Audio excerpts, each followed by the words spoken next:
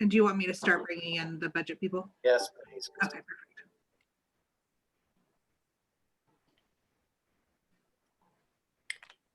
All right, we'll get started shortly. We're going to bring in the public budget committee members and staff too, Christina, finance staff.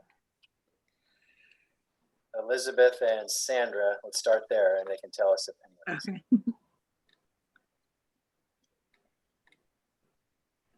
There she is.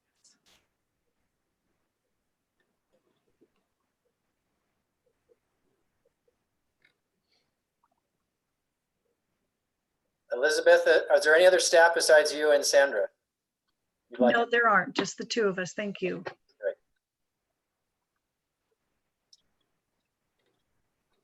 Well, we'll get started shortly. We're still bringing everyone into the room.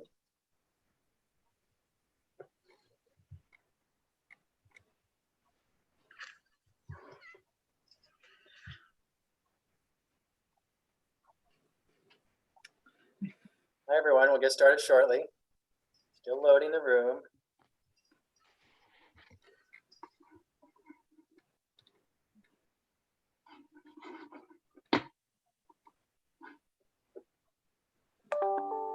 Christine, I see Jan is in the attendees, but I don't see Sean.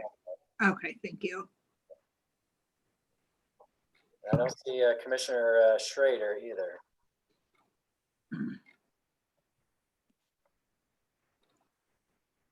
Oh, I see Commissioner Schrader. He's in the waiting room, yeah. Yep. So Sean is the only one I see not here yet. Okay. But we're 4 minutes over. So Chair Smith, I suggest we start when you're ready. Gary, let's get started on the budget committee briefing. Thank you, Chair Smith. Welcome everyone to the monthly budget committee meeting. We did take a few months off for the holidays. Welcome back, everyone. We'll start with introductions, and what I'll do is I'll say your name if you would introduce who you are. So we'll start with our county commissioners, Chair Smith. Hi, your chair, Tootie Smith. Commissioner Fisher. Good afternoon, Sonia Fisher, Clackamas County Commission. Commissioner Shull. Good afternoon, Mark Shull, Commissioner, Clackamas County. Commissioner Savas. Hello, everyone. Paul Savas, Clackamas County Commissioner. Commissioner Schrader. Hello, everyone. Martha Schrader, Clackamas County Commissioner. And the public members of the Budget Committee, Tom. Good afternoon, Tom Feely, citizen member from unincorporated North Clackamas County. Ann. Hello, everyone. This is Ann Lee, and I am citizen member. Jan. This is Jan Lee from Sandy, community member. Wilda. Wilda Parks, community member, and FYI, I just had a text from Sean and she's lost her internet connection, so she's trying to get back on. Thank you, Wilda. Yes, Sean Caldwell is the other public member who will join us here shortly. And our staff, we have Elizabeth. Please introduce yourself. Good afternoon, Gary and commissioners and Chair Smith. I am Elizabeth Comfort, the finance director for the county.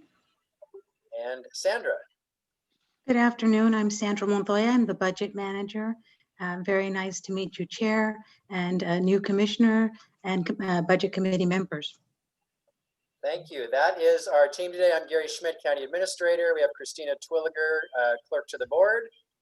And Clacko TV is our team from Public and Government Affairs who's helping with the recording. I'm not sure who that is today, but thank you.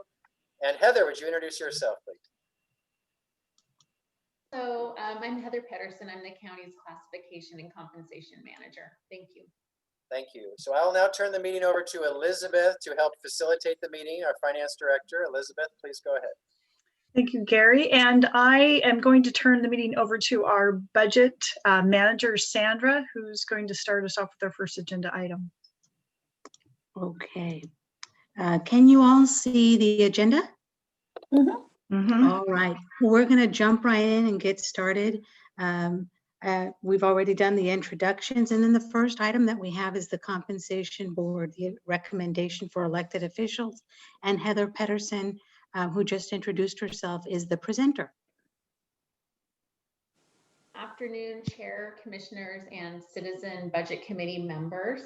Again, I am Heather Pedersen. I'm the county's Classification and Compensation Manager, and I'm also the staff liaison to the Compensation Board for elected officials. The information I'm sharing with you today was originally presented to the Budget Committee on April 22nd of 2020. Given the uncertainty around the pandemic at that time, the Budget Committee decided to defer approval of the Compensation Board's recommendations and asked that the topic be revisited at their meeting in October of 2020. Unfortunately, there was a mix-up on the calendar in October, so the topic was pushed to today's Budget Committee meeting. And I know Chair Smith has experience sitting on the Budget Committee and is familiar with this process. I do want to provide Commissioner Schull, who's new to this process, with some background information on the Compensation Board for elected officials before we get started. And so we can go to the next slide, Sandra. Thank you. The Compensation Board for elected officials is guided by Oregon Revised Statute 204.112, which outlines the annual process for county compensation boards and gives these boards authority to review the compensation of elected officials and make recommendations to the county's budget committees. The statute provides general guidelines and considerations regarding how the compensation board determines their recommendations, including the review of comparable positions within the labor market and consideration of factors such as internal alignment and compression with a second in command. The ORS does provide more specific directions related to a county sheriff, and the ORS states that the sheriff's salary shall be fixed in an amount which is not less than that of any member of the sheriff's department. That's a pretty broad definition, and so our county's compensation board has historically interpreted this to mean that the sheriff shall make at least $1 more per month than the highest paid under sheriff. Okay, and next slide. So the methodology adopted by the county's compensation board includes collecting market data from comparable jurisdictions and adjusting that data as appropriate. The labor market used by the county's compensation board includes Clark, Deschutes, Lane, Marion, Multnomah, and Washington counties, the cities of Portland and Vancouver, and Metro. And in 2018, the compensation board also began looking at the Oregon Judicial Department for matches for our Justice of the Peace position. The compensation board's recommendations are aimed to bring elected officials up to the market average. Internal alignment with an elected official's second in command continues to be considered and recommendations made accordingly. So I'd like to reiterate that what I'm sharing with you today are the compensation board's recommendations for fiscal year 2021. We've just started to collect data for fiscal year 21-22, and the compensation board will be convening in early March to begin reviewing that data and forming their recommendations for 21-22. So it is very unusual that I'm talking with you in January. I probably will be talking to you again in April for 21-22. So just to move into the actual recommendations for 2021 in the next slide.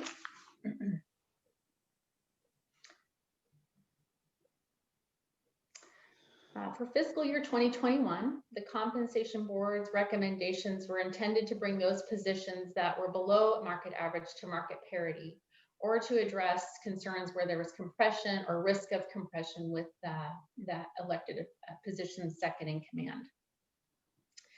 As outlined in the full report to the Budget Committee received from the Compensation Board, and I recognize you just got that email to you again this morning, 6 of the 7 elected official positions were recommended to receive increases in 2021. The position of county assessor was found to be 6.2% below market average, and therefore the compensation board recommended a 6.2% increase. The position of county clerk was found to be 5.2% below market average, and the compensation board recommended a 5.2% salary increase for clerk. The commissioner positions were found to be 2.6% below market average, and a 2.6% increase was recommended to bring it up to market. The district attorney was found to be just 0.6% below market. However, there was concerns with salary compression with the chief deputy district attorney, which is the second command in that office, and that the chief deputy DA was 2.8% above that of the district attorney. So another nuance to the district attorney is that the state actually pays a large portion of the district attorney's salary. So the county contributes a small percentage of the DA's salary, and that is the only thing that the compensation board can make recommendations on, is that county portion. So while you'll see that the DA, the recommended increase for the district attorney is 15.79, it's only, 15.79%. It's only on the county's portion of the district attorney's salary. So in relation to the overall salary of the district attorney, which would include state and county, the relative increase is 4.8%. And I realize that that slide says 3, so that's incorrect on the slide. It's actually 4.8% overall. The justice of the peace was found to be 9.7% below market this year, and therefore a 9.7% increase was recommended to bring that position up to market. And then finally, the treasurer, the county treasurer, was found to be 2.7% below market, and a similar increase was recommended of 2.7%. One last thing, and I'm happy to answer any questions that you have. That you don't see a recommendation for county sheriff. The county sheriff was found to be over market by 13.2%, and so no recommendation was made. And the other anomaly that happened in when we reviewed positions in 2021 is that there were some significant increases that we recognized in other counties, specifically Deschutes and Clark County, which had a direct impact on those elected positions that we matched to. So you'll see county assessor, county clerk, and justice of the peace with larger increases than we would normally expect in a year, especially in a year where increases were approved in 2019. But we saw double-digit increases in the salaries of comparable positions at Deschutes County and Clark County for those, particularly those 3 positions. So that's why you're seeing those larger recommendations for those positions. So that's the extent of my presentation. Obviously, that fiscal impact that you see at the bottom of the sheet of 52.5 was the annual. So if that would assume that the recommendations were implemented on July 1 of 2020. So that would be the annual impact of those increases. If you choose to approve any or all of these recommendations, the impact for fiscal year 2021, assuming you didn't go retroactive back to July, would be quite less than that. Any questions that I can answer for you? Board, do we have any questions for the presenter today? Yes, Tom Feely and Hilda Parks have their hand raised. Tom, go ahead. Okay, thank you. Hi, Heather. Good to see you again. You too. I just wanted to confirm, I'm pretty sure you said this, that our target for these salaries and these adjustments is the average for our comparable counties. That is correct. Okay, and this data would bring these positions into line as of July 1st, 2020. Correct. Okay. Yeah, thank you for the info this morning. That was the context I was missing when I first looked at the materials. And, nothing else has been going on, so I forgot that we deferred it. But you will be doing this again. So if we were to not do this, odds are that your next iteration, which will be done in time to approve the budget, will just require even larger increases, correct? Yes. Okay. Yeah, I think you can expect that. And again, this is an annual process. It's likely. Yeah. it's likely that you would see similar, if not larger recommendations if we're still shooting for market average, correct? Okay, thank you. Wilda Parks.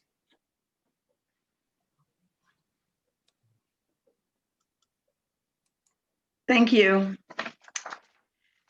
This seems like an appropriate time for a statement that I'd like to make and a motion that I'd like to make. The people of Clackamas County have a right to expect fair treatment and equal consideration from their commissioners.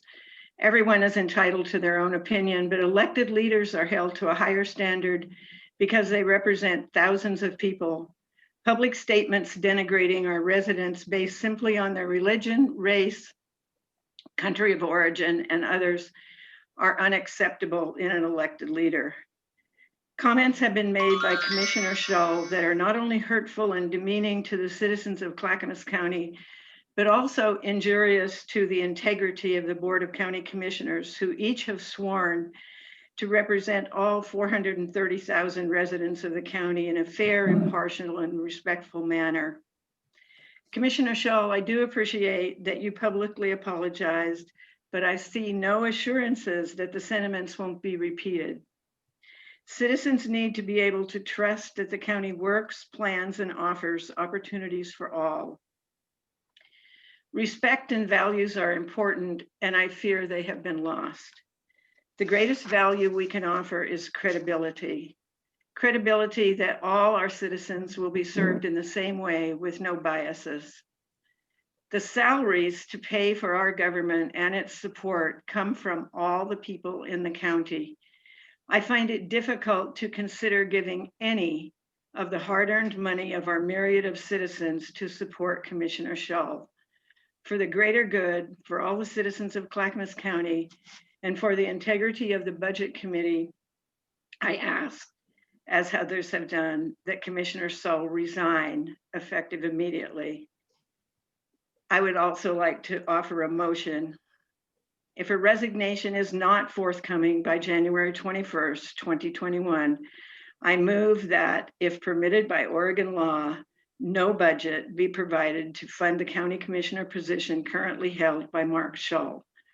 Budget to include salary or dollars devoted to office space, staff, technology, travel, mileage, training, and etc. And that a budget note be added explaining the budget committee rationale and that the zero budget is in place as long as the position is held by Mark Shull.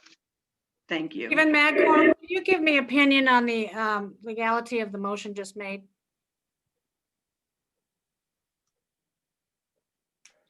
Yes, hello. It is within the discretion of this group to set the compensation of elected officials, and you are authorized to have varying salaries. Currently, this board has a premium for the chair. I think it's a few thousand extra per year, but yes, you would be authorized to defund essentially a particular elected official's salary. Stephen, I understand this meeting is not in the official capacity of the Budget Committee, and that is set for when we meet officially in May. This is an information only budget meeting.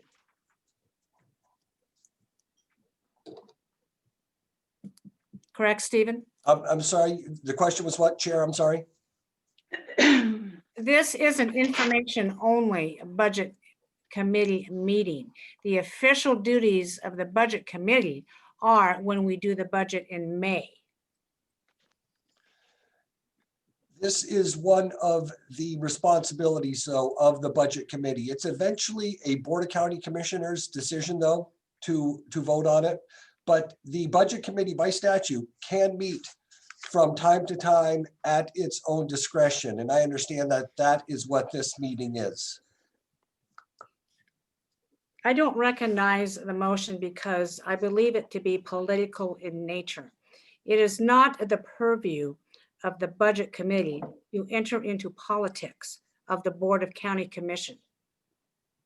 And I find it unseemly. I find it not warranted. I have made statements. Our 5-member Board of County Commission has made statements. I do not recognize the motion.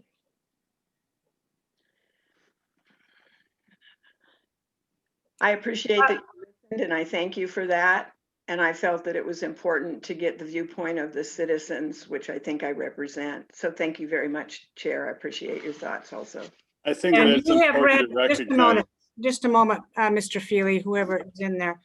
I have been very clear in my statements. Others in the community have been very clear in their statements. Commissioner Scholl has been meeting with members of the community of the community who feels aggrieved in this. If you have not read the headlines over the weekend and today, and I will repeat this strongly, it is not the position of this budget committee to enter into politics. Your duty, citizens, is to balance the budget, aid commissioners in the process in setting compensation, if you think that to be voted on or not, and to help us balance the budget for all the good of county employees and our citizens.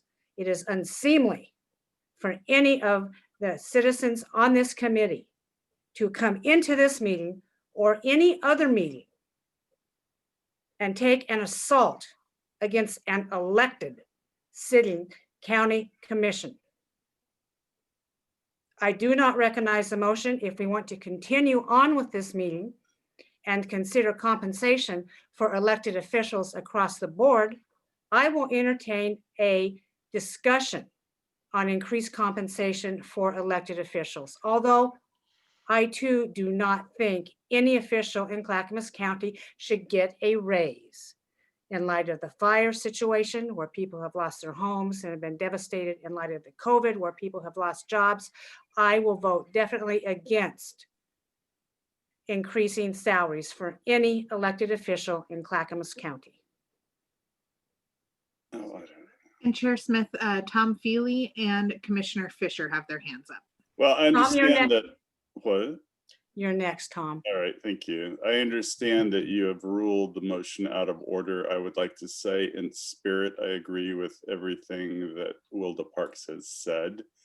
And I would like to remind people that just the 5 citizens are not the budget committee. All 10 of us are the budget committee as described by Oregon state local budget law. We act together. We're not just 5 citizens on the budget committee. We're here with you. And I don't necessarily view it as politics. We talk a lot about county priorities, performance Clackamas, what's important to the county. It's more than just numbers. And I guess that's what I'll stop with today. Commissioner Fisher, are you next? I believe so. So Chair Smith, I do not see this as politics either. I think that if the voters would have known about Commissioner Scholl's statements, they would not have selected him. And given what our lawyer, Stephen Madcore, has said about that it is the job of this committee to do the compensation of public officials, and that is duly noted on this agenda, I will second Chair Parks' motion for consideration. The motion is not recognized, so therefore it cannot be seconded. So Stephen Madcore, could you weigh in on this procedurally, please? I don't know the answer to this. I'm looking at my Roberts book right now. Gary, what do you say? Oh my, I don't have it on my Roberts cheat sheet, but I believe that the chair can overrule a motion, yet the assembly can overrule the chair. So that would have to be another vote to overrule the chair's decision. And if that's approved, then there could be a motion and a second made on this matter. That is my knowledge of Robert's rules, although I don't have the book in front of me. So if anyone else has the Robert's rules in this room, please speak up to correct us, or if you have a different understanding. All right, so there would need to be a motion to overrule the chair to bring this back to the table. I have my hand up for a comment, Chair. Oh, I didn't see that, Martha. Go ahead. Everybody knows me. I've been doing this for a while, and I am heartsick over the situation we are in at this point. And I've been clear that I realize that comments by one of our colleagues is probably going to impede our progress for quite a while. It's going to take a lot of healing. I don't know what the answer is to that. I know that for my own purposes, I don't like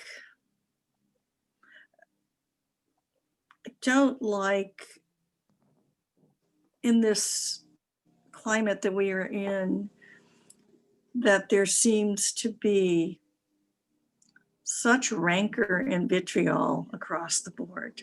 That includes what Commissioner Shull has said, in my estimation. I'll be honest, I believe that. But I also worry about the fact that in our lack of understanding reconciliation, that we are also in danger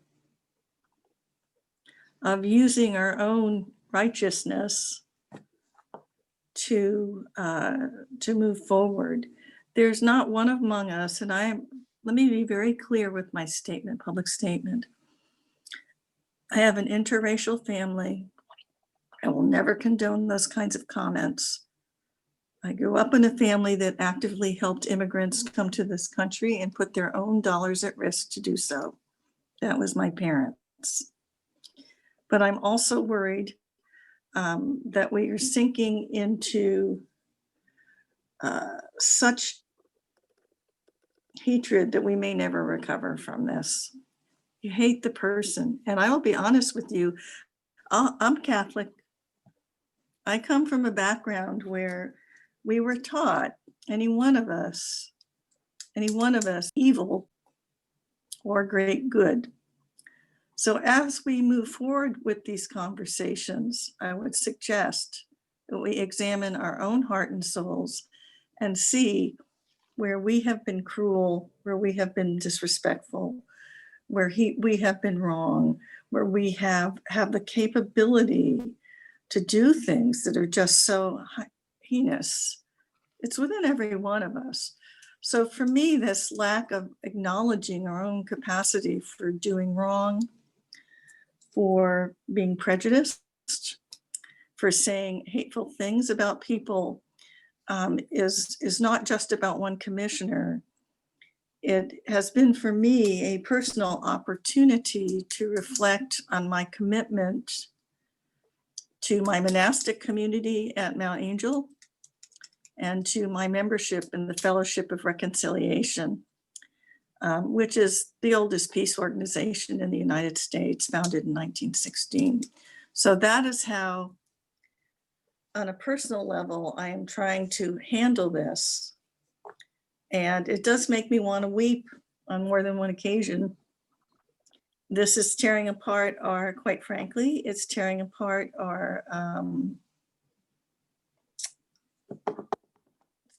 this meeting. It's tearing apart our staff is feeling demoralized. I was pleased to see that the Muslim community initiated a conversation with Commissioner Shull. And I would encourage everyone to read their statement, because I spent a few hours last night reading it. And what you will see there is, again, a notion of how we reconcile the deep divisions in this nation and in our county and in our state.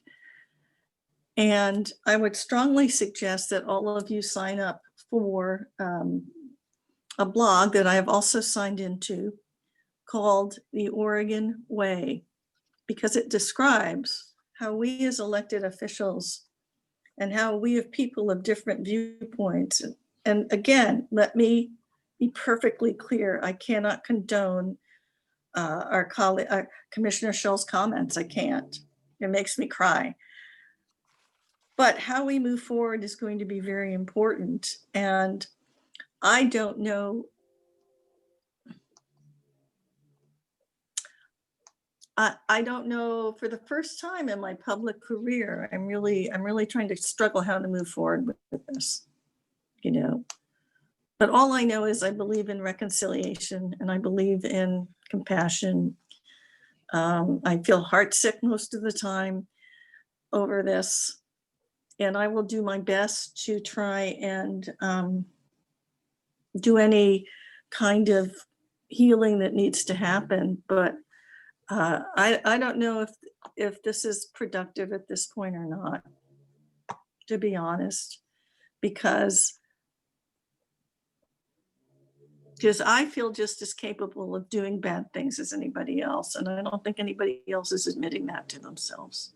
I just have to say, but I guess that's how many years of Catholic school, probably. So. Martha, I really thank you for your comments. You and I share that. I too am Catholic. By the way, I'm over 70% Irish. And then I don't come from a more disparate group of people in the world. And maybe that's why I'm a farmer and I fight so hard for people's rights to keep their land. And I fight for people's rights to do what they want with their land because I come from a very disparate group. I too would not want to be judged harshly for the worst comment I ever made. You know, diversity and inclusiveness works really well when we all agree with it. However, when there's a comment made that we disagree with, it is so easy for us all to point a finger and be in judgment of somebody else who we feel is lesser. And maybe we should look at the circumstances that brought Commissioner Scholl to those comments. And believe me, I do not like them. I am appalled by them. As coming from a minority status, although I am not viewed as a minority either because my skin is very white. I have gray hair and green eyes and reddish brown hair. So therefore, I am not viewed in the same regards as maybe Muslims, the Black community, or any other groups mentioned. But I will say this, if you do not like Commissioner Scholl serving, he has two options available to him by law, and that is resign or be recalled in 6 months. And that option is available to anybody on this commission. I do think this attempt to do away with his salary is very dishonest. I find it disgusting. Is this a coup on the Board of County Commissioners? From self-seeking policy people, from self-seeking budget people. I consider this a coup on all 5 members, regardless who made the motion. The motion will not be recognized. I suggest, unless somebody else wants to make a comment who has not made a comment, that we continue with the people's business and we put this aside. Sean Caldwell. Chair Smith, I'm sorry. Actually, Jan Lee is next, and then Sean Caldwell, and then Commissioner Savas. Go for it. Yes, I would move that we override the chair's lack of acceptance of the motion. Okay. I'll second that. Chair, can I make one more comment since there's a second here? Yes. I have no recourse but to, quite frankly, support the motion. But it makes me sad that this has come to this, quite frankly. And I think one of the reasons I agreed to ask Commissioner Scholl to resign was because this is going to continue to plague us throughout the entire time that we are here as commissioners. And it will continue to demoralize our staff. This gives me no pleasure at all. And I don't believe that playing politics with this is appropriate. And I know that is how it appears. And Commissioner Fisher, I wish I have had an opportunity this weekend to speak to you about how I see things, I think it might give you a different perspective. But I have no choice under the circumstances. But I am heartsick. And like I said, please remember, all of us, we're all capable of doing things that we never thought we would do. All of us. And none of us have, quite frankly, also spent any time in war zones where a dissociation between who your enemy is and who your friend is quite common for veterans in general. But that's my also statement from working with veterans for a while who have been traumatized. Thank you. And Chair Smith, Who's up next? Christine? Sean Caldwell and then Commissioner Savas. Thank you. I just want to say that a couple of comments I take issue with. Chair Smith, you talked about certain groups being aggrieved. I think the whole community has been aggrieved by these comments. At the same time, I would like to hear from Mr. Shaw whether his opinions have changed or evolved since he posted those comments. I would also like to hear more about the conversations he's having around the community. But I do think it's the whole community that's been aggrieved, and the whole community needs to be addressed. And I would also say, Madam Chair, that there are several avenues for expressing the opinions of people who live in this community. This is probably one of them. So I am appointed to this committee to represent this citizen group. And I do have opinions. So thank you. Those are my comments. Who's up next? Commissioner Savas. Thank you. So over the 10 years of being on the commission, in regards to the budget committee and the extra budget committee meetings, I have multiple times raised the issue of whether or not the budget committee can take action after the budget is passed, and what the role of the budget committee is afterwards. And Mr. Schmidt, previous administrator, Mr. Krupp, if you go back and listen to the tapes, you'll hear times where they said repeatedly, and legal counsel, you cannot take action. The budget committee cannot take action until the budget is presented. I've raised issues in the past, several commissions ago, that, you know, and it started with, why isn't the chair of the budget committee chairing the budget committee meetings? Okay, I've raised this issue. I've raised the issue of the conflict of the interpretation of the budget law. Okay, I'm not blaming anyone. I have abided by the interpretation of legal staff and administration that, you know, the only time the budget committee can take action is when there is a budget presented to them by the budget officer as stated in Oregon State budget law. So therefore, I find any motion out of order, and that these have been, and staff has told us, these are informational. You can go back and listen to last year's budget committee meetings. You can listen to the year before and the year before. And my colleagues that are here today that have been on the past 2 or 3 commissions should recall those conversations. So I find any motion out of order. And unfortunately, I think that we are not doing the people's business and the people's work. And I think we need to get back down to that.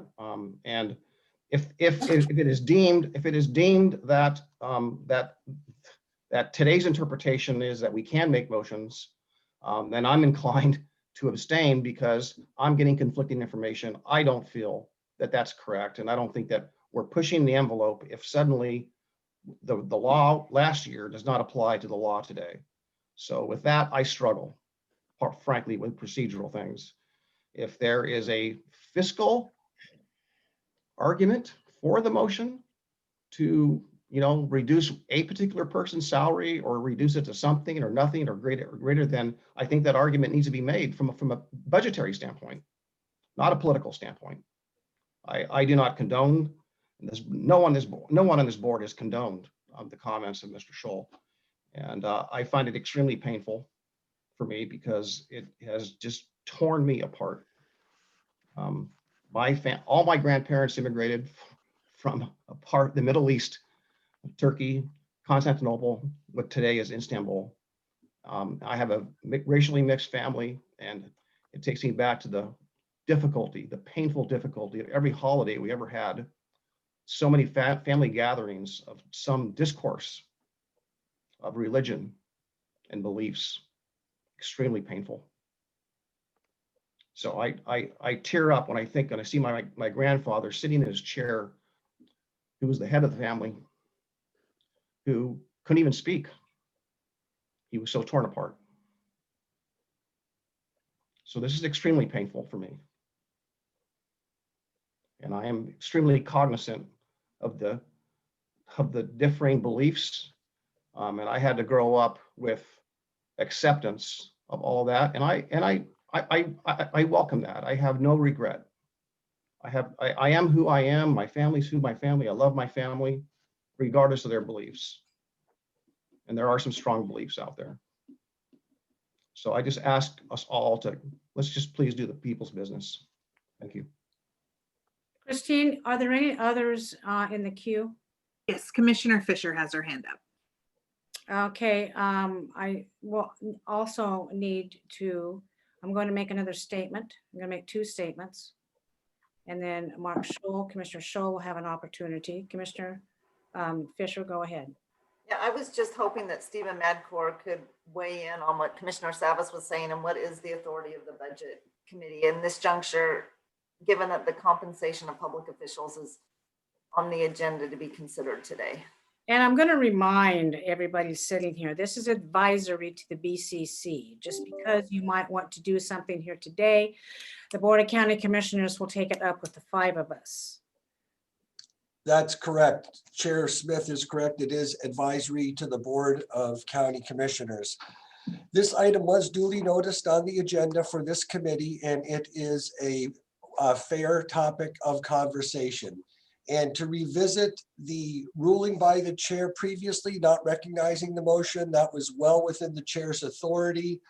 And to protest the ruling of the chair, it would be a motion and a second, of which you currently have before you, and you would need a majority vote of this group to reverse the decision of the chair. And Mr. Madcore, I'm going to interject at this time.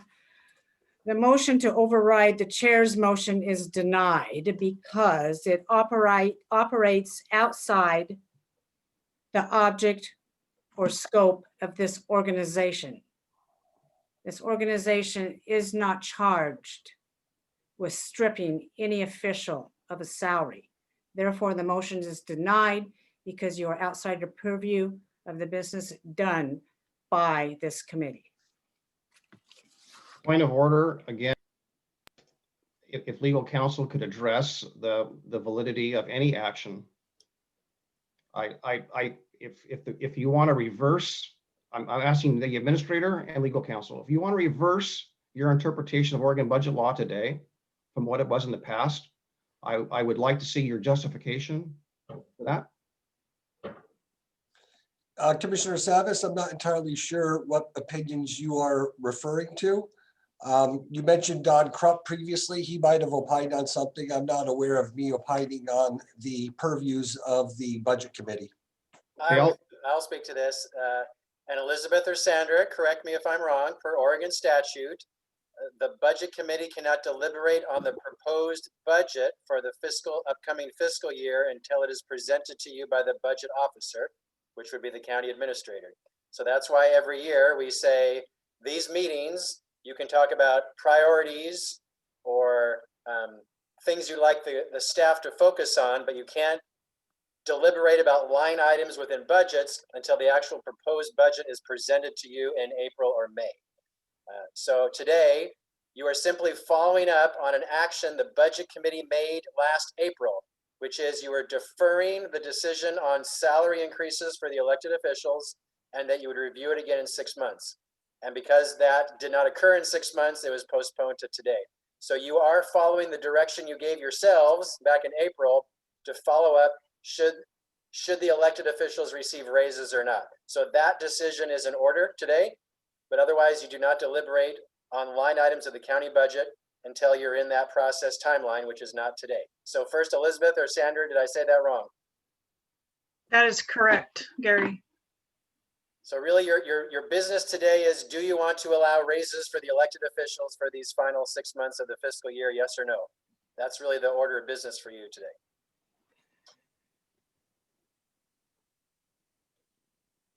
I find the activity here not relevant. I find the actions not consistent with past rulings, so I'm not going to participate in this vote.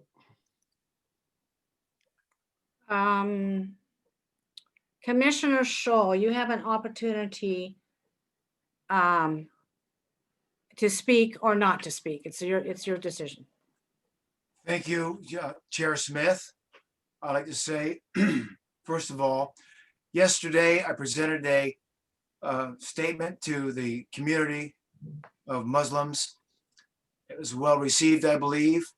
I would like to take that statement and after this meeting, email it to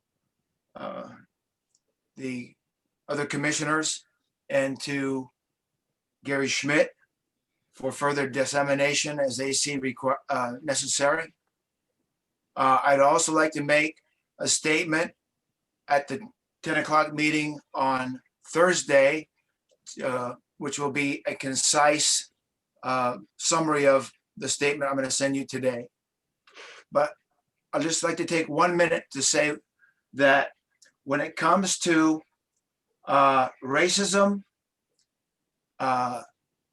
negative interactions with the LGBT community, negative interactions with immigrants, I have never in my life had an incident where I disrespected or was unkind to any of those members of those communities, nor will you find anybody in the state or the nation who will come forward and tell you that I was a racist or a homophobe or a somebody who's against new immigrants. My comments on Islam may have been insensitive, but they were centered on agents of conflict, not the friendly Muslims that you might know in your life. My situation is different than yours. I have had thousands of interactions with Muslims around the world. And in those interactions, with the exception of conflict in Iraq, every one of those interactions was peaceful and respectful. Thank you, Chair Smith, for the time. Commissioner Scholl, there was a question asked of you that you need to answer, and that is this: what have you learned going forward? Well, that is answered in my statement from yesterday, but what it is this. After I retired from the military, my focus continued to be on national defense. That's just kind of where my head was. As I said to the Muslim community yesterday, that I should have shifted gears from having the uniform on to becoming more aware of what I could do in my own community when it comes to creating peace and harmony. So I hope that answers that question, Chair Smith. But I will send my statement out to you all this afternoon, and I ask that you just read it, and then we'll take it from there. Thank you very much. Since the motion has been made twice and denied, I suggest we continue with the course of the business meeting, and that is to consider compensation for elected officials. Gary?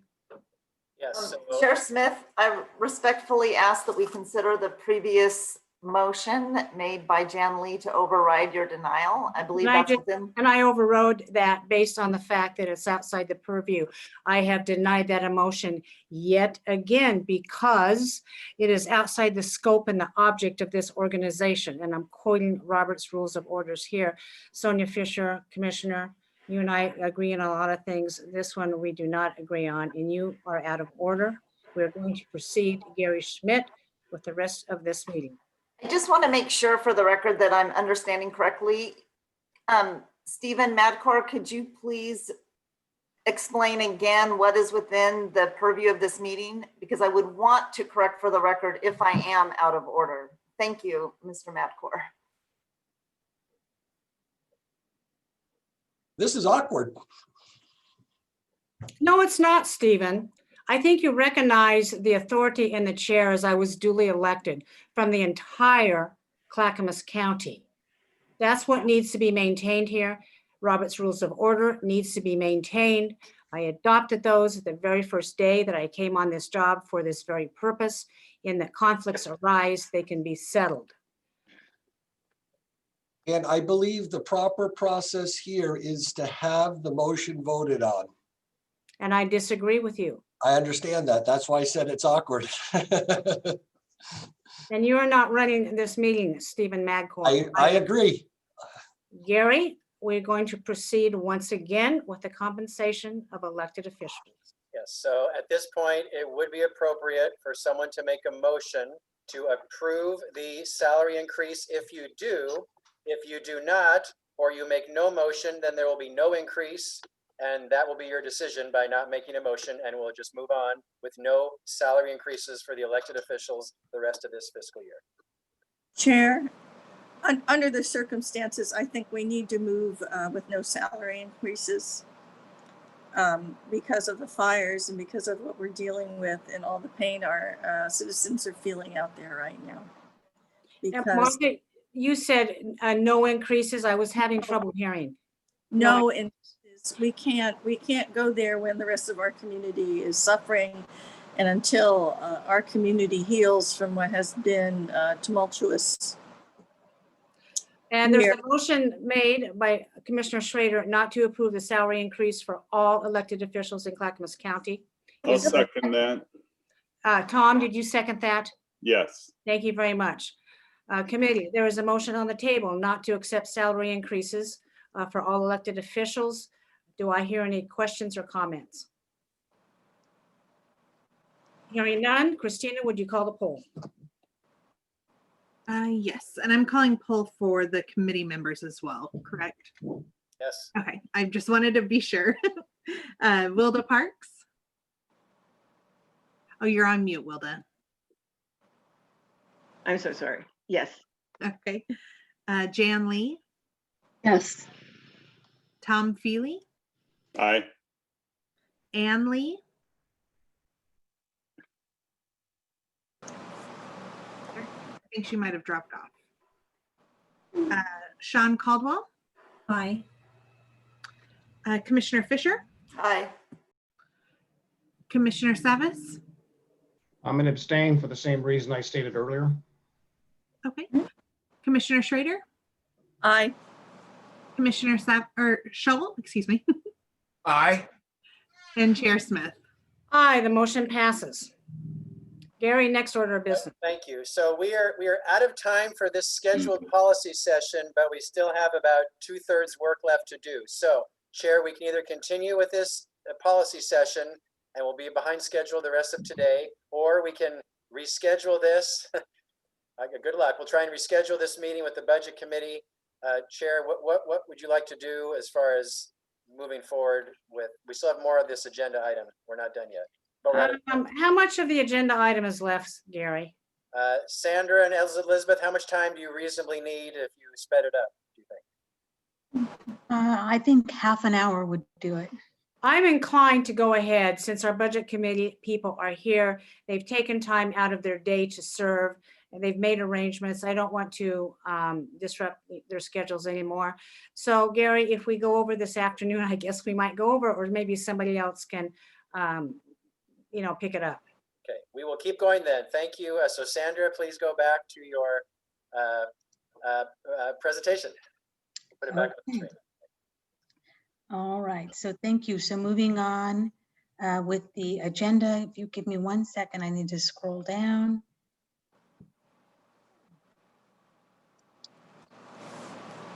So this is the budget memo that was in your packet, and I'm just going to go through it at a very high level. The first part of the memo just calls out the actions that have been taken over the last 2 years to bring the budget to right the budget that in 18-19 was shown to have or forecasted to have deficit spending. So a lot of things that have been done. Debt has been refinanced. We've received instruction from this committee to set aside those funds.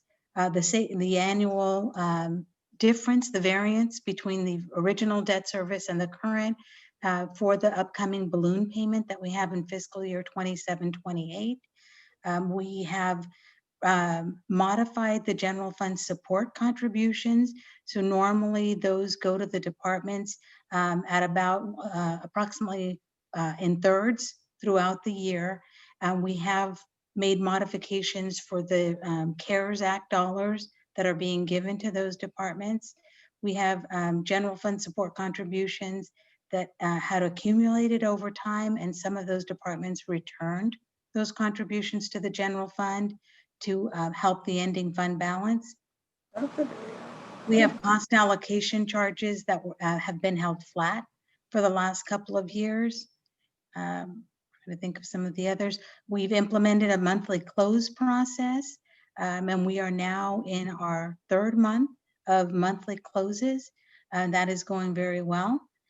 We have also done alignment of the supplemental budget process to coincide with Oregon budget law. And I want to be clear, that's not that we were doing anything outside of Oregon budget law previously, but we were doing excessive supplemental budgets, much more than needed. And so we did a quick study on the number of supplemental budgets that were running through. And it was only deemed that, well, I'm going to shoot a number, like 5% of the time it was actually necessary. And so now what we've said is we're going to bring it in line and really just run it through a decision tree of, is this required by budget law, or can it be absorbed within the existing budget authority? And that will minimize the number of supplemental budget items that you see at the budget committee, or I'm sorry, not the budget committee, at the Board of County Commissioner level. Kudos for that.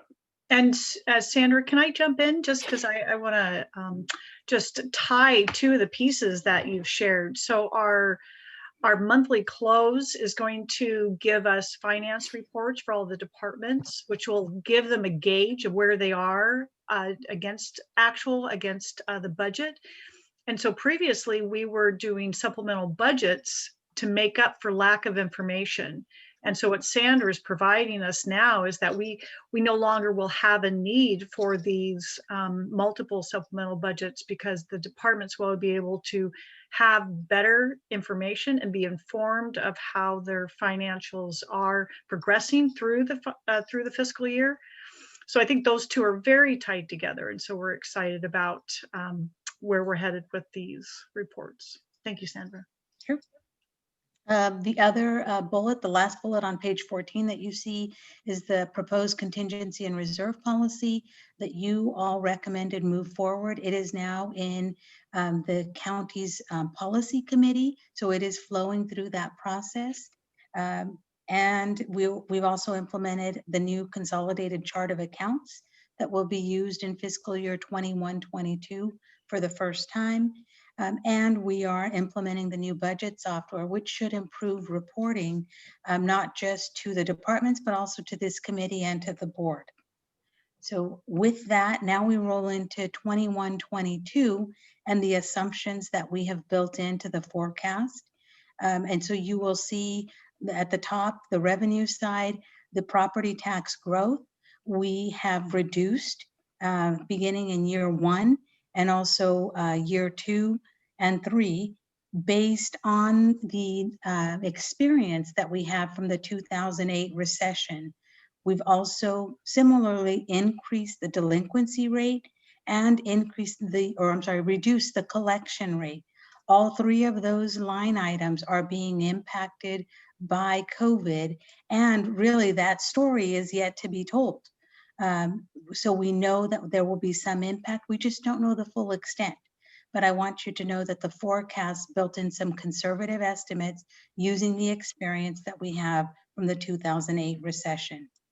Licenses and permits is the next line item that has a slight decrease, and that is franchise fees that have been decreasing over the last few years. There is a possibility that we will see an uptick just because people are working from home now, and so there might be additional cable subscriptions that go up. And if that happens, then we will be modifying that line item. But right now, we took a conservative approach. Federal and state and local revenue, we kept flat. And then on the expenditure side, you're going to see in personnel, we did an alternating year of 9% and 6% increases. Then the years that have a 9% coincide with PERS rate increases. And the 6% is that off year when it's just normal cost of living, merits, fringe benefits that are going up. Materials and services in year one, the current instruction is to keep the budget flat. And so we did a 0 in that in the forecast. And beyond that, in years 2 through 5, we adjusted it with a 2.6%, which is roughly the average that we have seen over time. The other special payments are, again, just allowing to escalate normally, and transfers to departments. In year one, you are seeing a 1% decrease. We aren't going to be imposing that on the departments, but what we are doing is we are reducing the transfers. And again, that's done 3 times a year, but we are reducing those to coincide with departments' actual expenditures.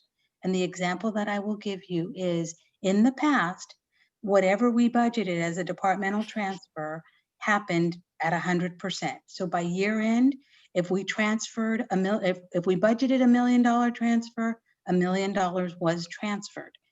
Now what we are saying is, department, if your actual expenditure is at 90%, then the general fund support will be reduced to a 90% level. So in other words, if the department experienced a savings, the general fund will also experience that savings. So that is what has been built into the budget as a year one in the forecast. Beyond year one, the remaining years are staying at what we've seen as typical. The other item that I want to call out is that we did plug in the $1 million for the libraries that we have coming up in the future. My understanding is that that is a commitment from the board, and so we have modeled that in this forecast. And the last item that we wanted to call out is year 4 and 5 of this forecast does anticipate the courthouse expenses. And so those have been plugged in. I recognize that those discussions are yet to happen, and there's a lot of detail to still be filled in, but this is the first draft, and we wanted to put the numbers in that we are getting from the consultants. I'm going to, Sandra, would you put your chart back down? Yeah. Okay. I have a question, and I'm going to ask the question in any other budget committee too. In 21-20, I see the property tax revenue growth is at 4%, which is less than the current fiscal year.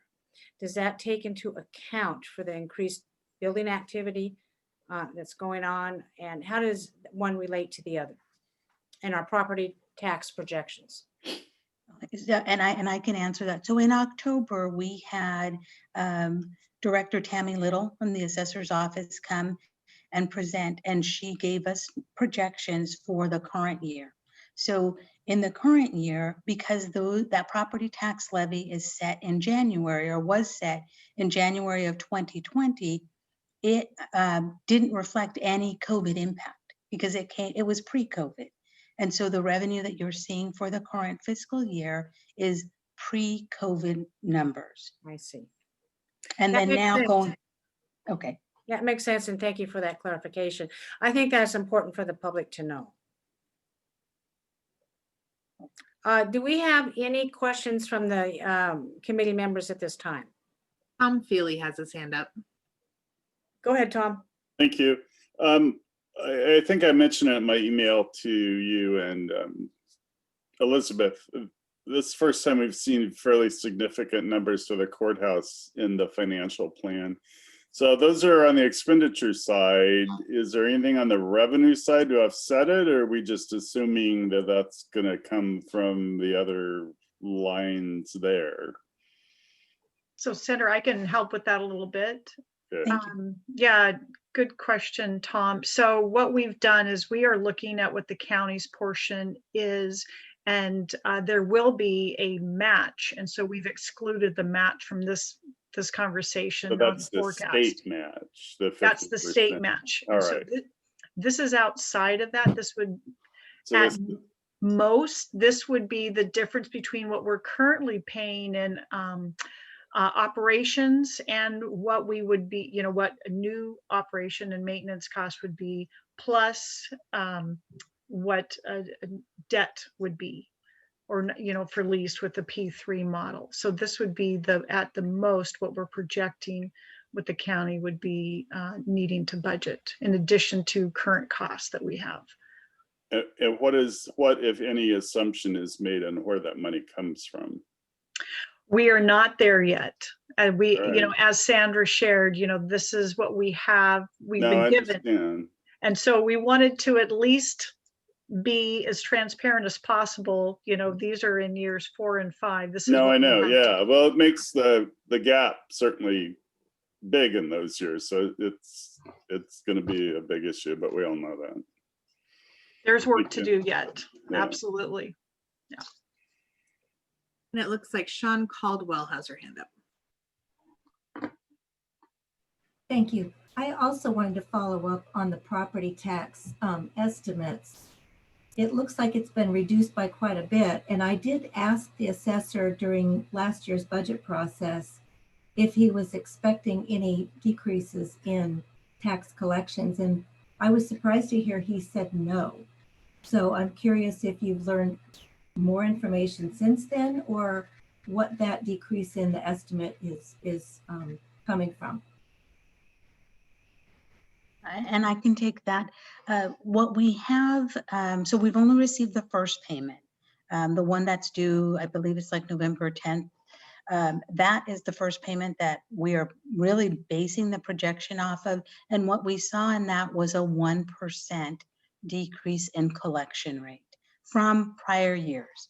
So we tried to build in a slight decrease into the current year projection. And really, it's quite honestly too soon to tell. It could play out, or we might recover all of it. But again, because we are still very much in this pandemic, we wanted to be conservative with those estimates. I thought maybe you were being conservative, and I'm trying to remember the numbers off the top of my head. You went from 4.1 in fiscal year 20 to what number are you estimating for 22? 2.7.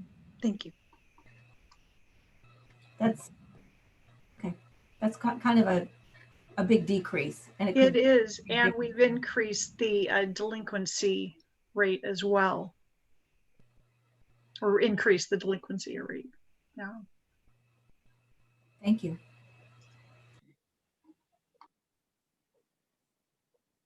Commissioner Savas has his hand up. Yeah, one thing I just wanted to mention today, put on the table, and that is that I do have a concern that some of the funding we anticipate being recovered or compensated for, reimbursed for by the CARES Act funding and FEMA funding as a result of either the forest fires or COVID or all the above. I have concerns about either finding that either we improperly filed, or maybe we didn't file on time for everything, and or recovery might take a long time for those dollars. So I'm concerned about the impact, financial impacts of some of the resources. So I don't know how we wrap our arms around what that could be, but I think it might be a good idea to get some kind of an idea of a range of potential loss or delay in collection or eligibility for collection, period. Can I address that real quick, Commissioner Savas? We are receiving reimbursements from CARES Act on a monthly basis. So we already have funding coming in to reimburse for those expenditures. We have, I know all through June 30 of 2020 has been received, and we submit as we have the information detailed, and we submit to the state for reimbursement. So in the event of an audit in a year or so to come, let's just say, and they find out that we did something wrong, is there I believe there's a clawback provision, is there not? Or I'm not savvy on that, but I do know our cap was 17 million. And we have done all the documentation that's been required, and they will be doing, I think Kevin from Moss Adams earlier shared about that they will be taking into consideration the CARES Act for 2020. So we'll have a good idea of how well we've documented, which I am confident in, for the first portion of the COVID period. And so that can help us true up anything that we might need to in this current fiscal year as we move forward. So I think in the next month, as he's looking at reviewing the financials for 2020 through June 30, that if we do need to tighten any of those documentation processes up, we can certainly do that. But the staff have been doing a very diligent job from all the departments, as well as with finance, on that. So I would be surprised if there's a challenge. We've been monitoring with the state's rules and guidelines have been very closely. That's great. I'm hopeful that we indeed are doing that and everything is eligible, and I'm hoping for the best. I just thought I'd just be conservative and be cautious that we may not. So I can't remember if the last page or second to the last page of the CARES Act, but there's actually some language in there to that effect. Yeah, thank you for bringing that to my attention. And we'll keep keep the commissioners, informed too. And we work very closely with Nancy Bush, our emergency operation commander. She partners with us in all of this activity. She reviews those financials and the documentation as well. So we'll bring anything we learn to you as quickly as we can.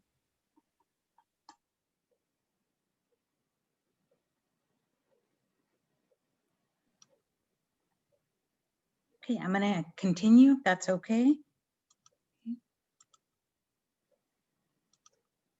Okay, so the last couple of items that I wanted to point out for 21-22 is we are introducing a 3-year average benchmark, and that is 18-19 actuals, 19-20 actuals, and 2021 amended budget. And it's just going to be used as a guide so that as we review budgets, departmental proposed budgets, that we are able to determine if things are in line. So is revenue being budgeted appropriately, and our expenditures in line with the past expenses? The other thing I wanted to point out is the balanced budget in the forecast years. So all of the operating budget in the forecast years is balanced. And we will be setting aside any net income in operations for future year needs. So that's capital projects, major repairs, and future debt. And that was a recommendation that came from this committee in our October meeting. And as we've already discussed, item number 4 is the courthouse projected expenses shown in the forecast. And with that, I'm going to show the forecast.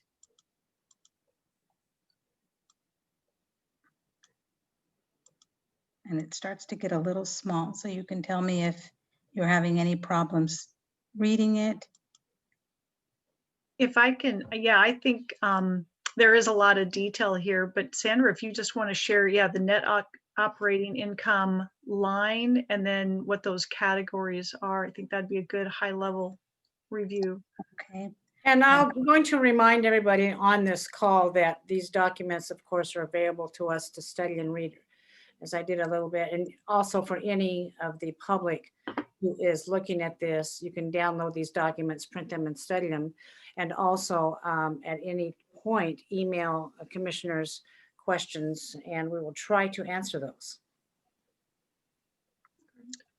Okay, so the line that I've just highlighted is the net operating income or loss line. So if there was a loss, it would be showing up in brackets and also in red. And you can see that in the 5-year forecast, the operating budget has a net operating income at the end of each year. That's the forecast.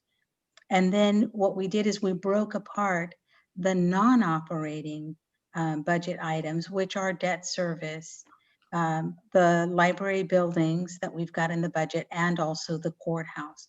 And you can see that when we get to the revenue less expenses, after those non-operating items, that in year 4 and year 5, we go into the red. So those are things that we want to highlight. We know that those are still discussion items for a future date, but we did want to share that information.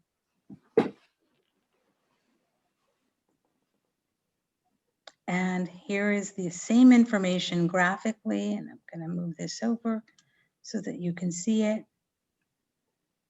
So the top line is the net operating income.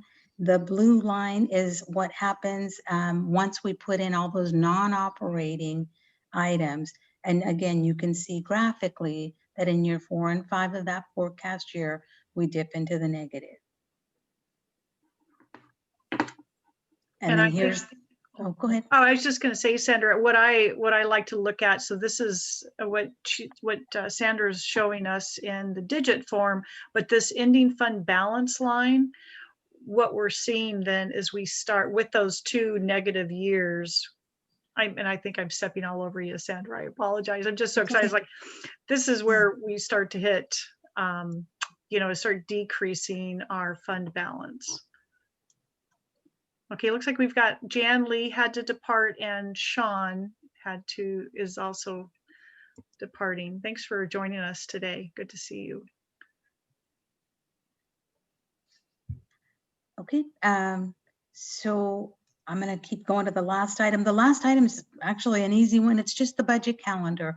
This is the second time that we've shown it, but we wanted to keep it just highlighted so that folks can plan accordingly.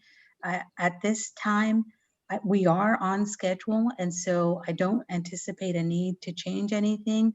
The budget committee calendar in May and June, so the budget hearings the last week in May, the last full week in May, is when we will be convening this group formally. And then in June, on June 17th, and possibly the 24th is when we have the actual budget adoption. And very little chance that those will get moved because that really cuts it down to the wire before the required adoption date of June 30th. And that's what I have. Any other presentations from staff at this point? Are there any questions from the committee? Tom Feely has his hand up. Yeah, go ahead, Tom. Tom, mute. There we go. Thank you. We've talked a lot in the last couple of years about different budget processes, zero-based, outcome-based. So how would you describe what you're going to tell the departments and what kind of budget is this going to be? I mean, I can read the numbers, but I think just in plain English, like, what is it? I think it's a hybrid. It's a transition year. We are That's trying our to— third one. Yes, we're trying to move away from just incremental budget that would just say escalate, on a set path. We're trying to move away from that. That 3-year budget is the 3-year average is what you're seeing. It's Okay. kind of a hybrid, and we are implementing the new chart of accounts, OpenGov, and the new monthly close that gives departments financial reports so they can gauge their activity. However, we do need to just buy ourselves some time to work through the new systems that we have in place. Okay. So it's And a so- continuation of what we've been doing probably for the last 3 years now. I'm not being critical. I just No. I as a new employee, I would say that we've made some significant headway, and I no, think you that- have in certain areas, but yeah, Yes. I'm not doubting that. Chart of accounts, new budget system, absolutely.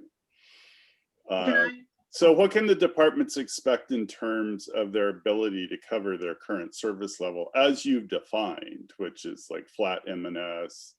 I'm a little concerned about using 1819 for personnel costs because I think those are probably old wage rates, but so I'm kind of curious what they can expect when they add it all up versus what those sort of benchmark levels give them. Are they going to have to make reductions? What's your anticipation? Well, I think coming in and taking a look at those 3-year averages, there are some savings from year to year. So the 3-year average allows us to consider attrition, to consider just the amount of time it takes to fill positions.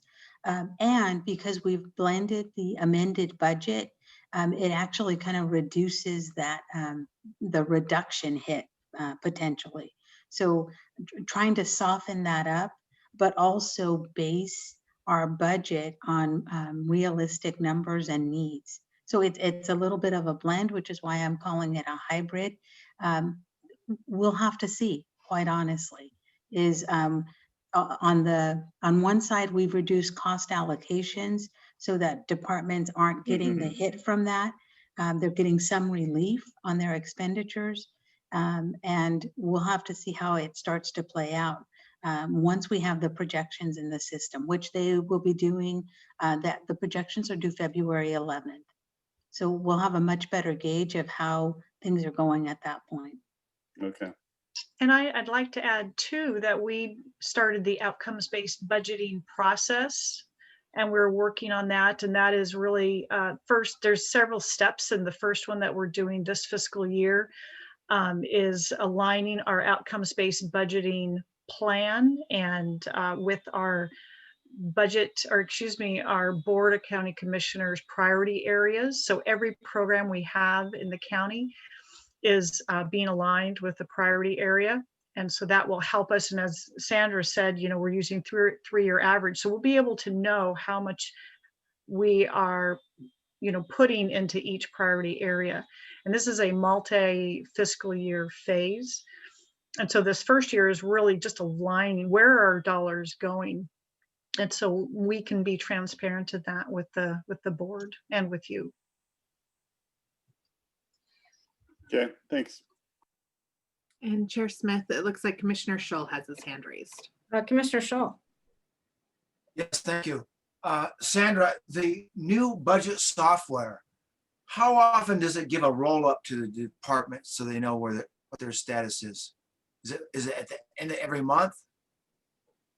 So at this point, under the existing system, it's once a month.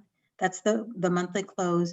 When we implement OpenGov fully, which would be July 1, so July 1 of this year, the intent is to update every night. So every night it will have the prior day's activity, and you'll be able to do a budget to actual comparison. Fantastic. Well, thank you very much. I would, as we know, Elizabeth Comfort is our new budget director. And I believe she's taking our budgeting processes in a new direction, which will take several years to implement. And pardon me if I called you new, Elizabeth, and maybe you've been here longer than I'm giving you credit for. Well, I've hit my 12-month mark, which I'm very excited about this month. But I'm going to make sure that Sandra gets her title. She is our budget manager, and she is leading us through many transitions for the county with new software and through this new budget process. And I'm excited to partner with her on that, and with all the departments as well. Thank you. You bet. Gary, what's up now? I think we are done for today's budget committee meeting. Thank you all for being patient as we took the extra time. And so we will meet again next month in February with further updates on the budget process. So thank you, committee members, public committee members. Thank you for your time, and we're ready to move on. So, Thank you, Gary. Thank you. The next policy session as we shift people is County Governance and Legal Authority, presented by Stephen Madcore, our County Counsel. The award-winning presentation by Stephen Madcore that new commissions wait for every 2 or 4 years. So Stephen will lead us through this conversation. Stephen, go ahead. Thanks, Gary. Christina, can you help me with the PowerPoint? I can. Do you want me to run the PowerPoint, or do you want me to be able to let you share the screen? How about share the screen? Okay, perfect. You are able to share the screen. And so what do I do? Where is it? Do you have it? I can run it. Yeah, definitely. Good, that would be good. Okay, let me pull it up. Just one moment. So good afternoon, commissioners. Gary is correct. We do this every 2 to 4 years, and it is an overview basically of the scope of your authority as county commissioners, your legal and ethical obligations, the scope of authority of county governance in general. And it's something that is meant for your own education and background. It's going to be a refresher for some of the longer seating commissioners, but it will be new for Commissioner Shull. And I know that Chair Smith had this 4 years ago or earlier when she was here last. And so what we're going to do an overview. And Christina, can I control that, or is that all you? It's all me. Okay. So I'll have you proceed to the next screen. And is there any way I can get control of that or not? I do not think so. Okay. So keep going. So basically it's the functions of county government, legal authority and hierarchy, governance, and the legal requirements that are imposed upon you as elected officials. And we're going to proceed. You can just keep clicking through with as I comment on things, Christina. That would be great. And these are kind of like phased slides. Okay. So you have to click it again so it goes through further, if that makes sense. Yeah. So you commissioners, as the governing body, you are the legal authority within Clackamas County itself. You are the policymakers. You have 2 employees, me and Gary Schmidt. You have the full legislative authority appointed to you by Oregon statute, and you also have a quasi-judicial authority as well. Sometimes it's when you're sitting in for land use matters, and there's other matters like the animal control matter, dog control. You've delegated some of that authority to hearings officers. So you basically take those matters off your plate and give them to other trained professionals, but they really speak in your absence is what they're doing. So we are not a charter county. We are a general law or statutory county. And essentially, what does that mean? It means that we have the authority, the county has the full authority given to it by the state legislature. A charter county, Multnomah, Washington, there's a variety of them.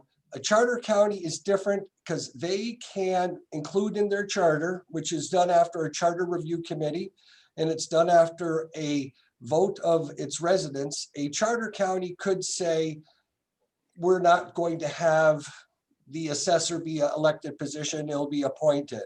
We're not going to have a treasurer, we're going to have an appointed treasurer. It could say, we're not going to we can adopt taxes on our own without having to go out for a public vote. So that's the type of authority that a charter county has over a general law or statutory law county, which is what we are. Other than those types of nuances, Clackamas as a general law essentially has as much authority in the regulatory and legislative field as does a charter law county. You can legislate in matters of county concern as long as it's not preempted by state law, meaning that if the state has legislated in some area so broadly, it will state essentially that counties and cities can't dabble in this area, such as guns, such as liquor and alcohol, and to a certain extent, tobacco as well. So those are areas that are preempted with by state law. But other than those, the county can legislate and regulate in areas that are not preempted by state law.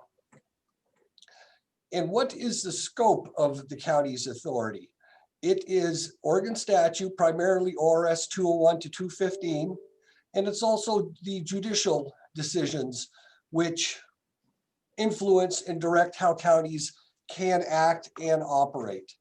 A county regulates through an ordinance. We have a county code, that is our county law. That is law that is applicable countywide, but not within cities. The city is a sovereign entity, and the county regulation does not impact cities unless, of course, the city consents that it has it accepts the county's ordinance. There are certain situations where that does take place, but oftentimes cities are independent and they have their own legislation that deals with those areas. But the county adopts ordinances. We've done, not yet this year, but we'll do them, ordinance amendments a few times a year. It's a public hearing process. It's 2 readings before the board. They're typically effective after 90 days after adoption, but you could call for an emergency and make them effective immediately. And an ordinance is codified in our code, and again, will be county law until it is either repealed and or amended.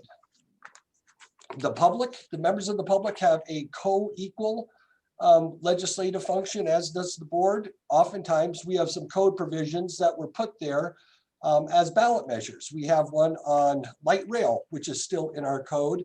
And that was something that was brought to our code by way of a vote of the residents. The board also acts through resolutions. A resolution essentially is a formal board action that's documented. It will be it's voted on, it's recorded, and it will have the force and effect of law. Resolutions are used for exercising some administrative authority. When you initiate a condemnation proceeding, for example, you will adopt a resolution. When you declared an emergency, that was resolution. When you adopt your budget, that will be by resolution as well. Stephen? Yes.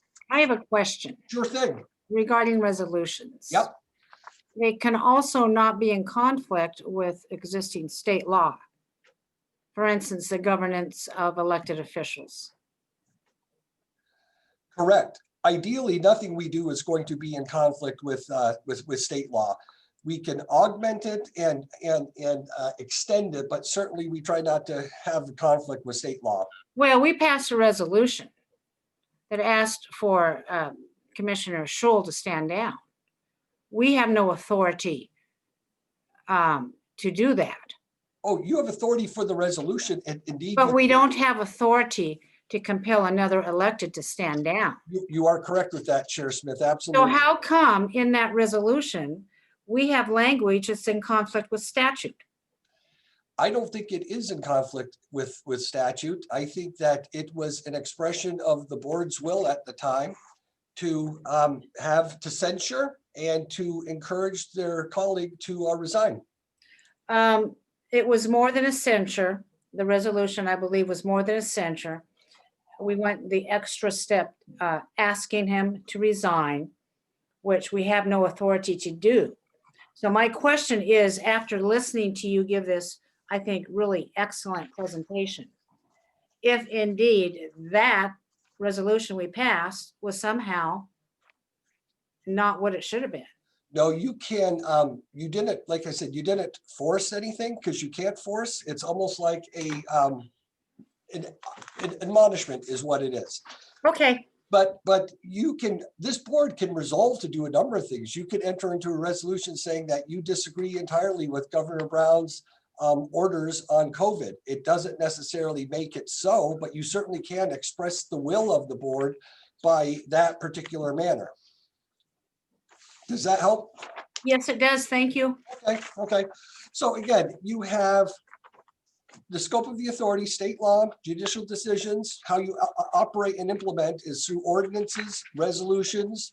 There's also board orders. You have board orders, which you also enter on a regular basis. It's when you're doing a bond sale. It's when you're transferring a boundary change or other things to a different jurisdiction. It's when you vacate a road, and it's when you issue some land use decisions. It would be by way of a board order. Again, it has legal force and effect, but it doesn't go into our code. It doesn't affect all the residents of Clackamas County, whereas an ordinance does.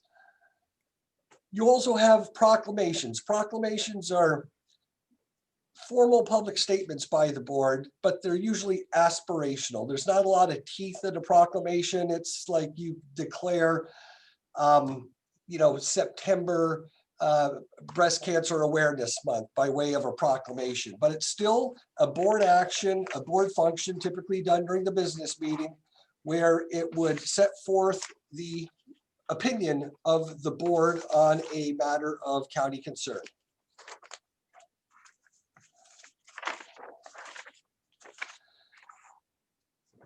So that's the board's authority is, like I said, it's legislative and it's policy. How do your policies get implemented? By way of the county administrator and by way of the department heads. This board will set policy and you will say, go forth, county staff, and get these tasks accomplished. The administrative function of the administrator, Gary Schmidt, that also is contained in our code itself. The board, there's language about the board in our code under chapter 211. It talks about the chair. The chair presides over meetings. It sets the agenda. It talks about they are at-large position, and it also talks about how to get matters on the agenda. There's a section in our code also that sets forth the authority of the county administrator. That's 2.09. He's the chief executive officer. He's the budget officer. He's also the district manager of the various districts that we have. Anybody know how many districts the county has? Gary?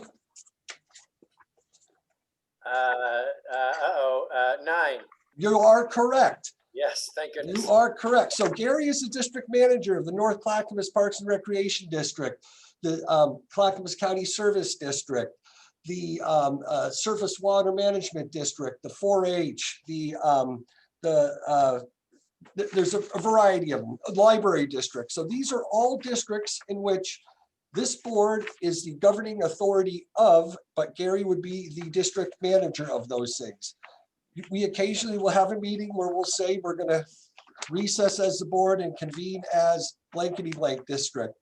Wes is the same type of thing. That's a 190 ORS 190 intergovernmental agreement, but that is combining basically the 3 different Tri-City and the CCSD district, as well as the SWIMAC district, into one entity itself. And so Gary has those functions, and he has direct supervision and oversight over all county staff, with the exception of those within the elected officials departments. So Gary has direct control over everybody except for elected officials and county council. That's by code, but he's in charge of all other functions. He's in charge by way of code of the county's facilities, county operations, and what gets before you on your agendas. So that essentially is the structure within the within our county code in terms of the board's function. There's also language in there that says that the board directs me and Gary only, and it doesn't have the authority to direct department heads, but the board members can serve in a ombudsman type of situation where they can do outreach and engage departments on behalf of constituents in other areas where they have specific concerns. But in terms of regularly directing staff, it's county council and county administrator. So areas of law that are going to be applicable to this board, which is, you've already experienced it over the course of the last 2 weeks. It's public meetings law, it's public records law, and it's going to be Oregon ethics law and electioneering laws. So for public meetings, it's something that we do on a regular basis whenever a quorum of you get together to discuss county business. That's 3 of you.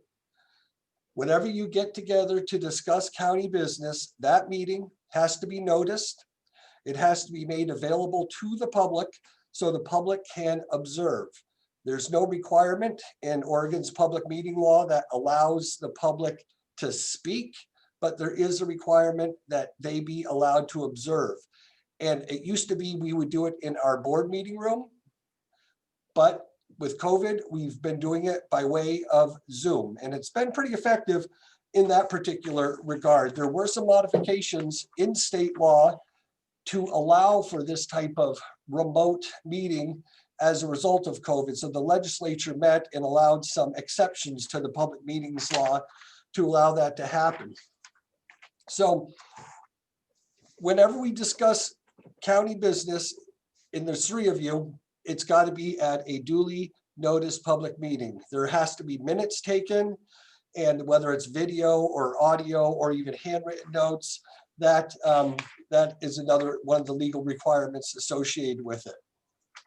There are exceptions to the public meetings law. For example, if you were to do an on-site inspection, that's an exception. If you attend an AOC conference, that would be an exception as well. And there's a few others, but generally, if there's 3 of you meeting and it's about county business, that would trigger the public meetings law. What we also have done is we've had an executive session. Executive session are closed to the public. They are at the invite of the board.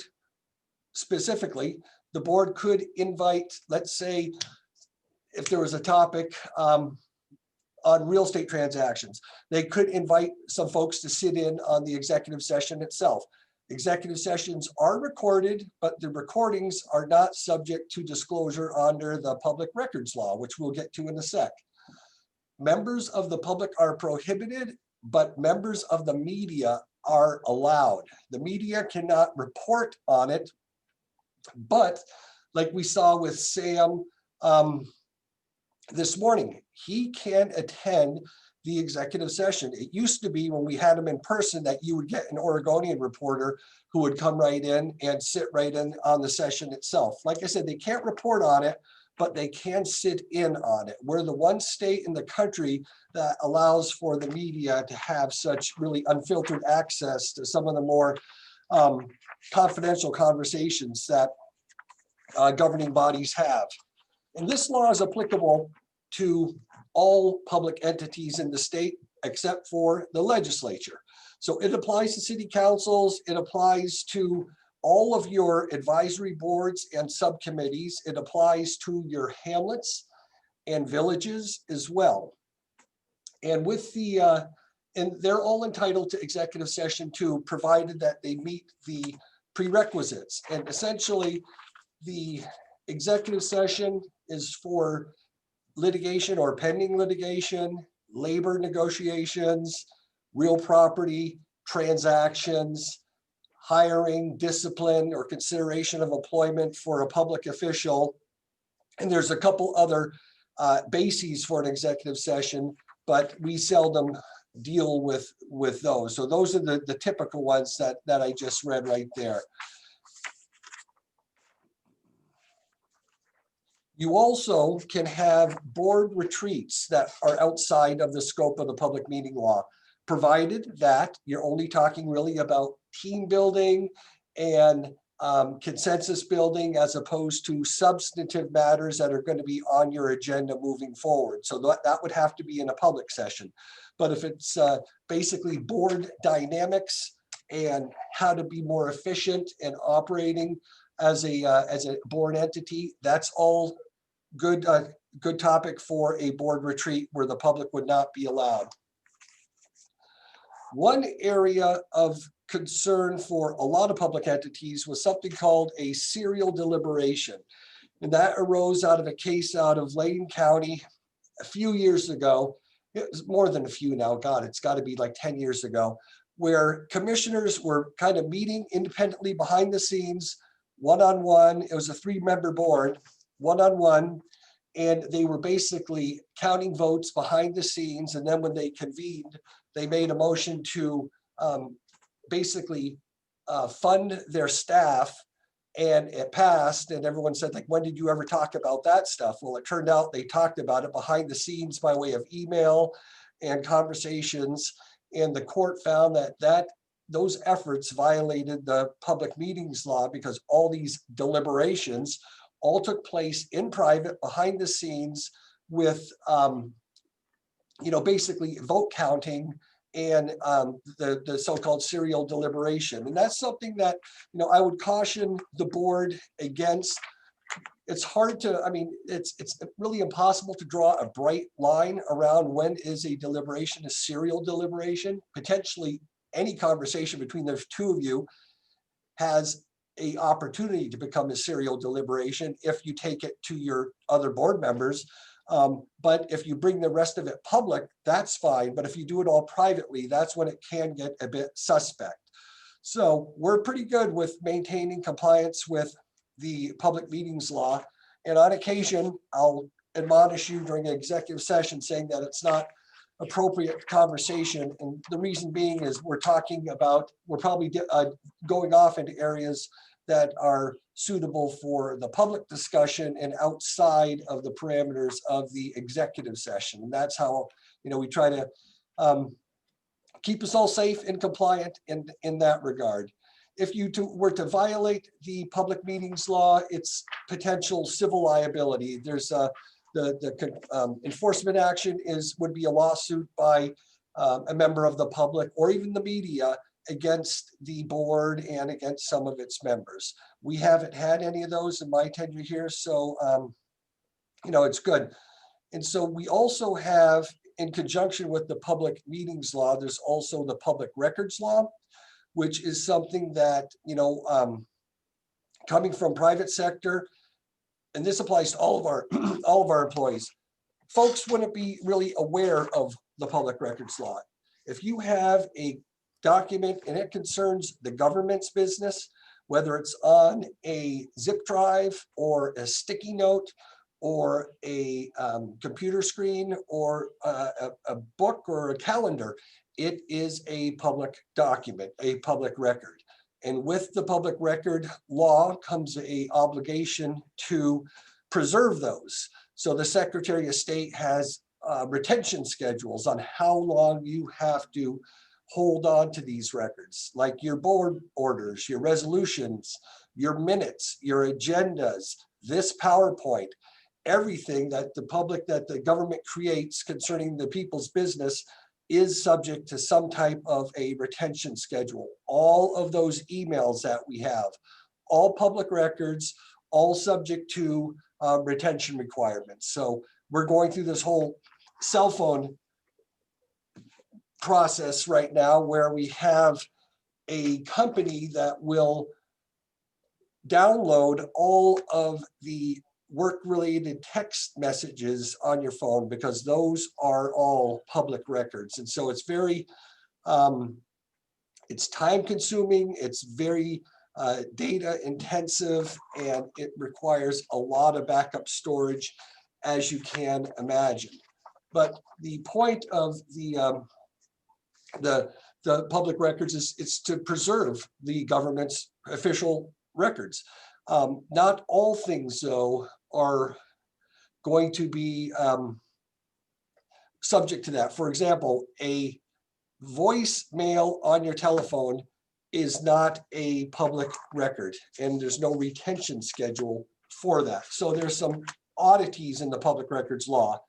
So the Oregon Public Records Law, it's like the state equivalent of a FOIA request, the Freedom of Information Act request. That's federal, that's the federal terminology for it, but it's the state analog is the public records law. And every state essentially has one.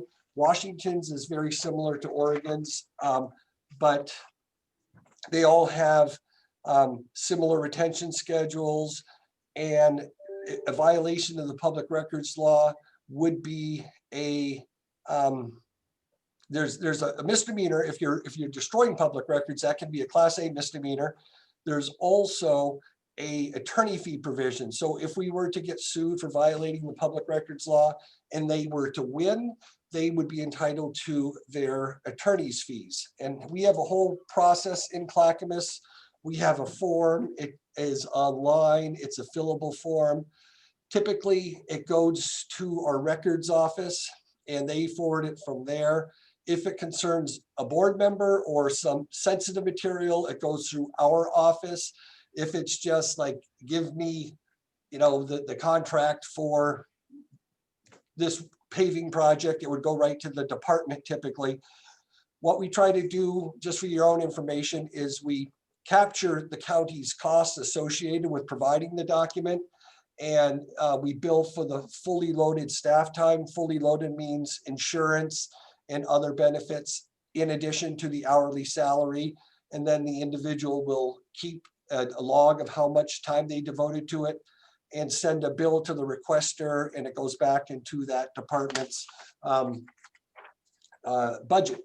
And so there's also an area of public records law that's kind of emerging, and it does pertain to you folks as commissioners, and that is use of your social accounts. At what level does a commissioner's personal Facebook account or political Facebook account, at what point is that kind of commingled into a county's account? And does the county have responsibility over the content of those accounts? And that is, again, an emerging area. We're seeing a lot of it. And I had, Christina, did you see Kathy Ratstetter out in the audience there? Let me check. Yeah, so I had Kathleen do some research on it, because we are, the county doesn't control people's, we have our own Facebook account from what I understand, but the county doesn't control, for example, any of the commissioners' personal accounts. But there will be sometimes a commingling, whether it's a county photograph or county commentary on there. And we've had members of the public ask us about certain things, and our response was, we don't control a individual's social media account. But Kathy has been doing some legal research on it, and there are some cases out there that are kind of blurring the line between what is a personal or political website account or social account versus that of the governmental entity. And did you find her yet by chance? I did. I'm She here. is in here. Okay. I'm here. Hi, Kathy. Can you give the board a quick recap of what you're finding about people's social media accounts? Yes, absolutely. I'm sorry I wasn't able to join earlier for the public records piece, but good afternoon, Chair Smith and commissioners. Stephen mentioned, I have been asked to look at social media accounts and the use of social media accounts and whether or not that could be considered public. As you know, from the public records laws, typically, if you don't conduct county business on your personal devices, then it's not considered a public record. But if you were, for instance, to send a email from your personal email account that did conduct public business, then it would be considered a public record, and then you'd have to retain it. The use of your personal social media accounts, your first reaction would be, well, that's my personal account, that's why we set them up separately.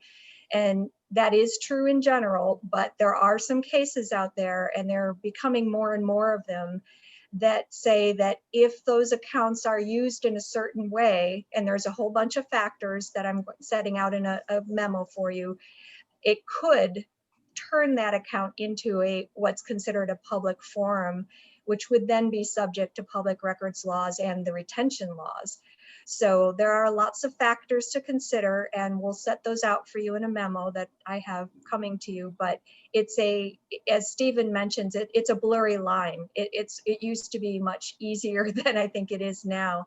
So we would just caution you again to try and keep your business separate, and the county business, don't comment on those things on personal emails or texts and that kind of thing.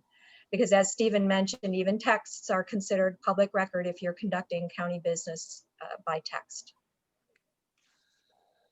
And that's where it gets difficult for a county like to control the usage of some technology, because your phone, like I have my phone right here, I texted Gary earlier, but this is my phone.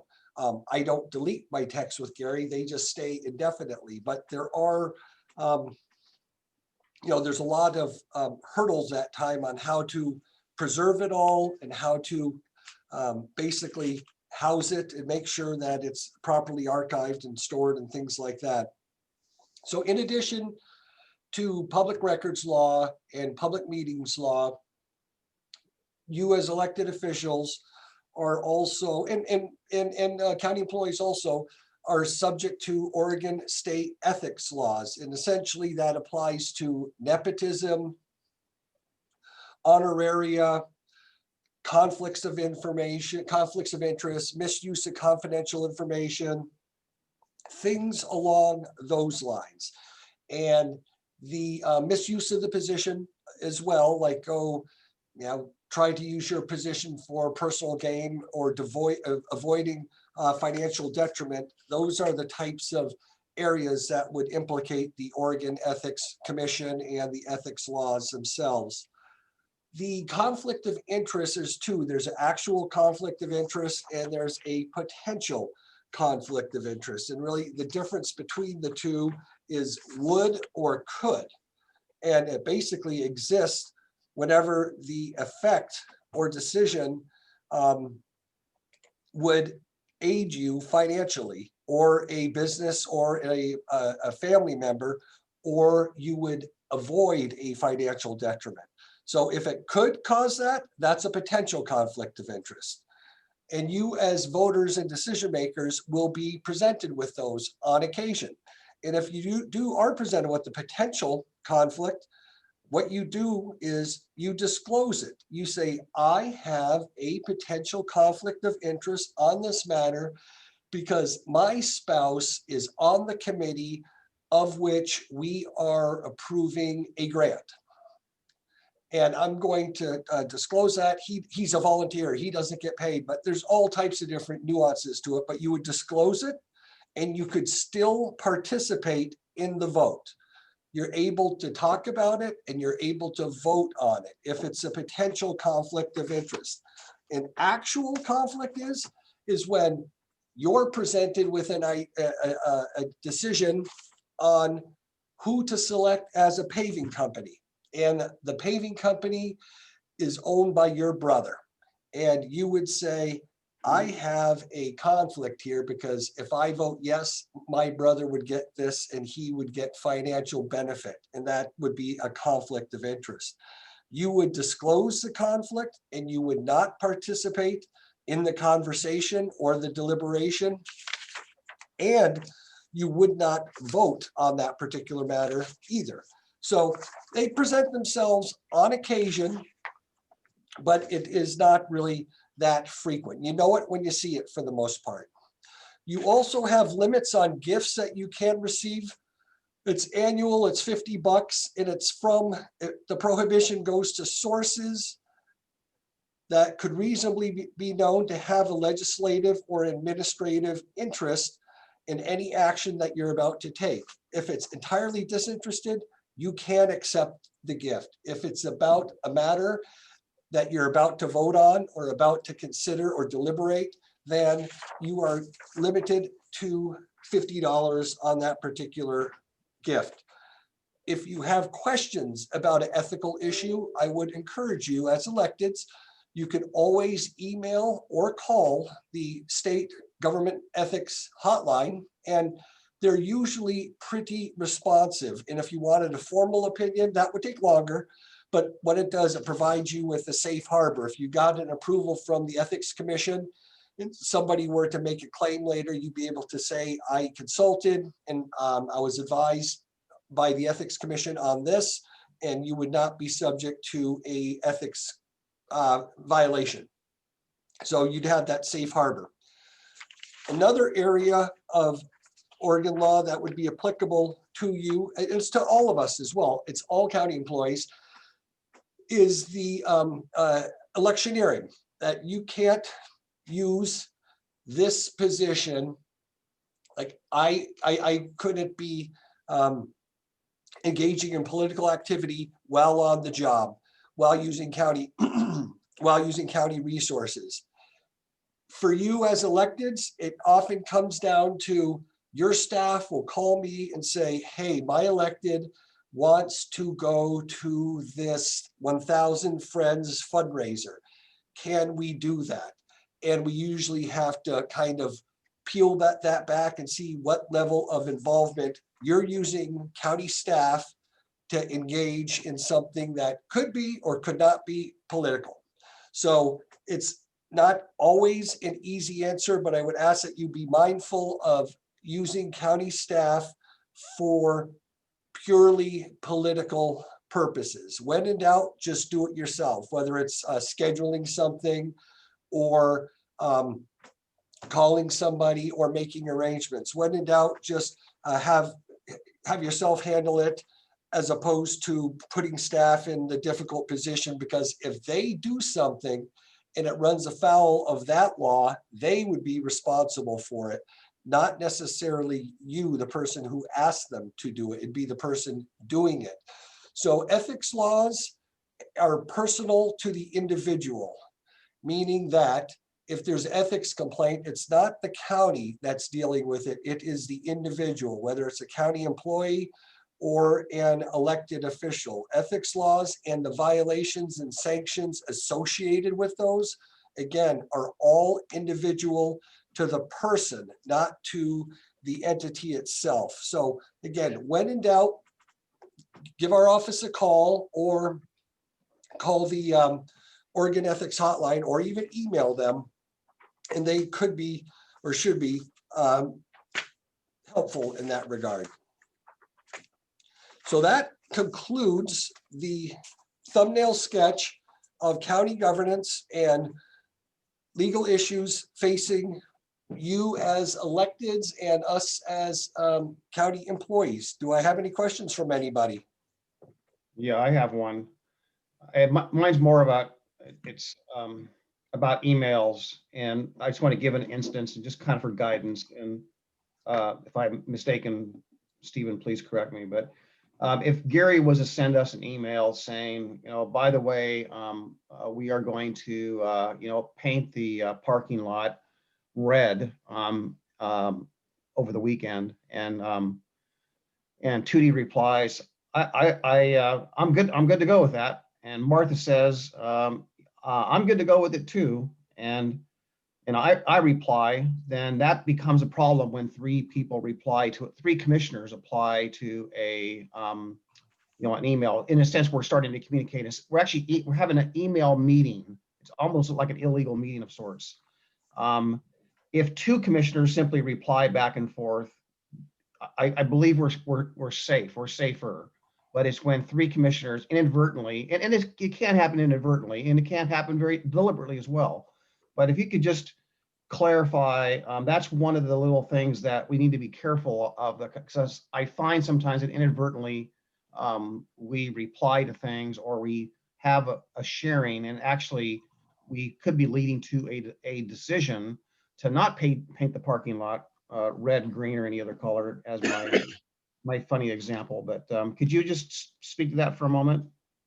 Commissioner Savas, you're spot on with that a email, however innocently circulated, can rise to the level, if you do have a quorum involved in that discussion, it could rise to the level of a unnoticed public meeting. If they're deliberating on matters of county concern, and your example would be a matter of county concern.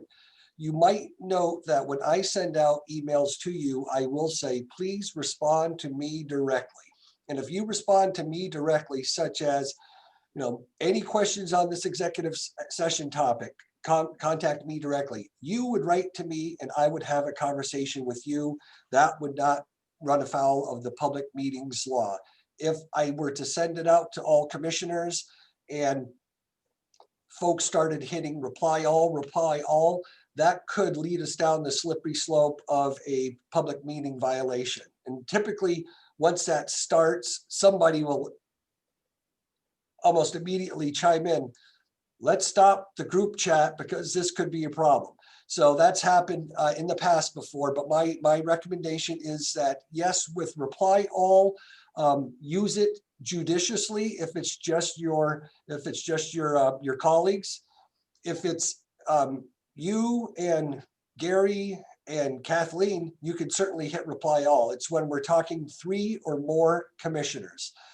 And other than minor stuff like scheduling or I'm on my way type of ephemeral type of communication, I would avoid having any type of real conversation with 3 or more commissioners by way of email. Okay, thank you for that. I want to go one step farther, let you speak to it. I'm done. I just want to hear your response. So another example, if Gary were to say, by the way, I'm going to, let's use the same example. And I want your okay on it or whatnot.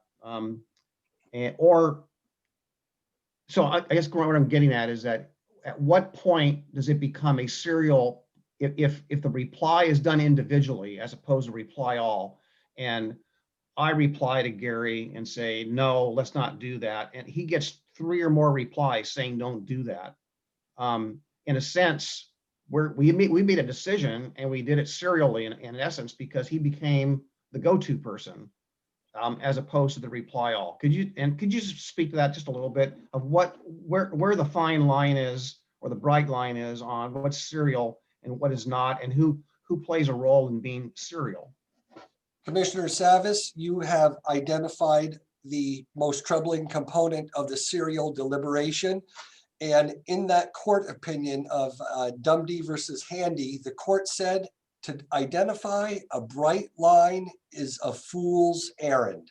And that's where we are with that. Is like it's you kind of know it when you see it, but it's hard to identify specifically with a set of ground rules on that. In your example there, if you're giving Gary guidance, you can do it that way. If you guys were to convene afterwards and make a decision, you're making your decision public, and that would probably satisfy it. Even if you did opine to Gary directly and individually beforehand, if you come out and you have your vote public and you identify it and explain it, I think you'd be fine. But there are situations where it does get a little bit close to the edge. You're correct.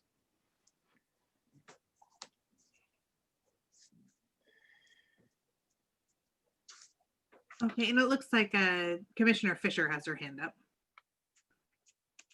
Yeah, thank you. Stephen, can you remind us what the time frame is for record holding on to those text messages or notes or the things that we might have direct control over?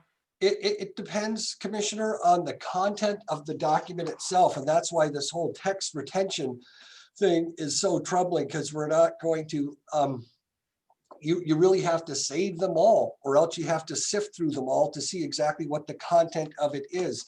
The archive, the retention schedules are based on what does the document say. If it's a board order or formal government action, the retention for those is indefinite. I mean, we have to save those forever. If it's your calendar, I believe it's 1 year, but the retention schedules go anywhere from 30 days to indefinite. So it depends on what the content is. And if you wanted to let me know what type of content you're talking about, I'd be happy to take a look.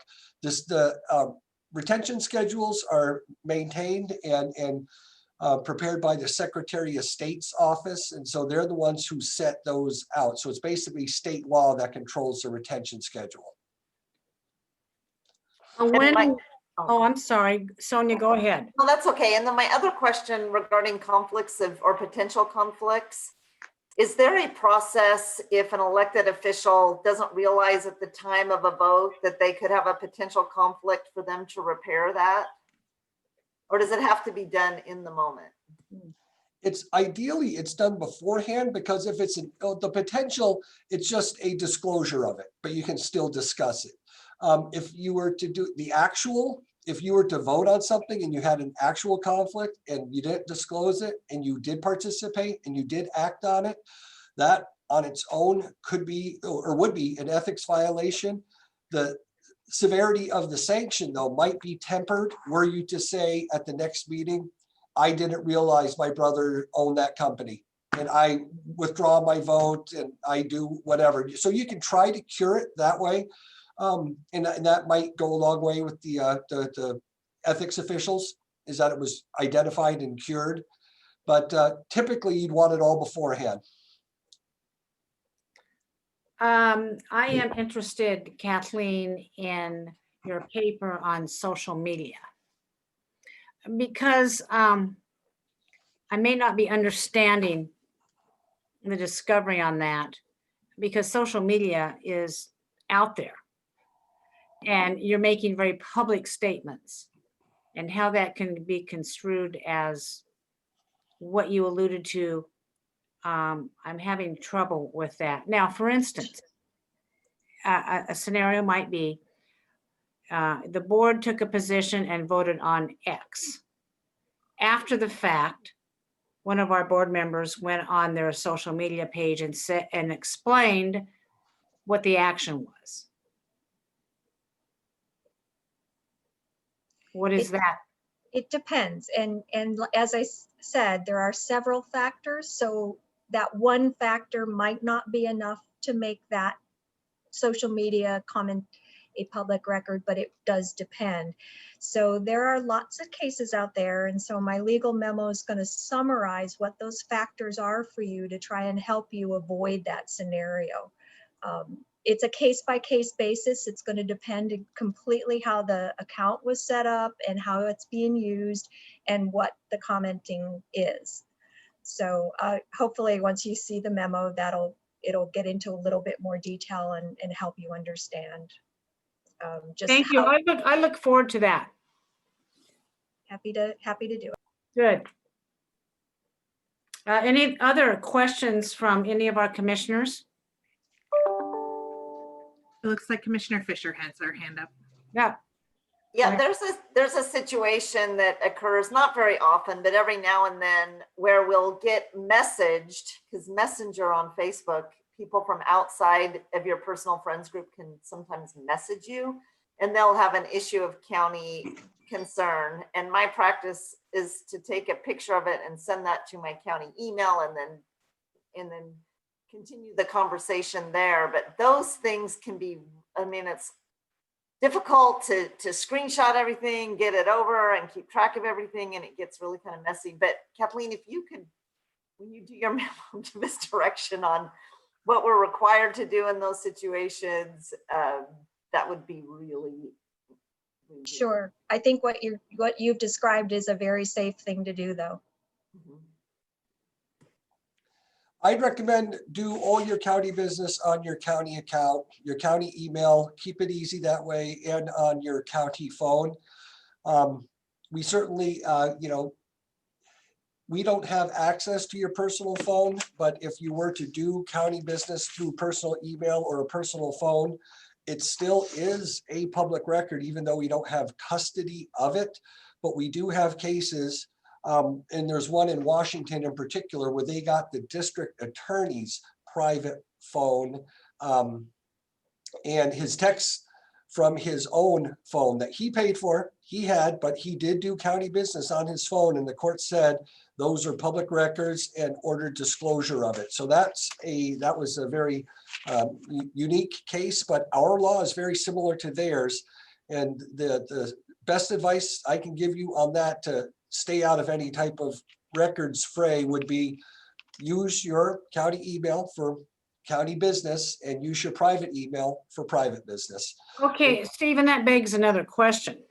I have had several emails to my private account before I took office on a variety of county business, okay? I forwarded those on to Gary Schmidt at the time. Once in a while, I still get emails about county business to my private account, and then I forward them on to my county account. And that is not doing county business on my private email, correct? That's correct. If you forward it, that's fine. And another thing you could do is say something along the lines of, if this email concerns county business, it could be an auto response. If this email concerns county business, please write to me at tsmith@clackamas.us.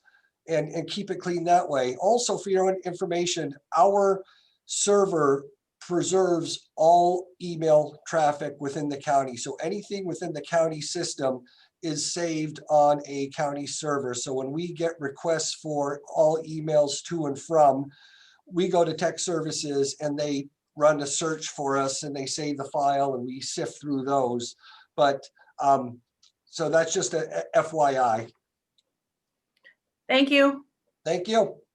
And Stephen, just to follow up on that, we can go ahead and delete whatever we want from our county emails to keep it clean and easy to read, but they're always preserved on some server somewhere, right? That is correct. And you can even retain them longer on your own system itself. Mine is set up for 20 years. So every email I've written on this is available right here for my system.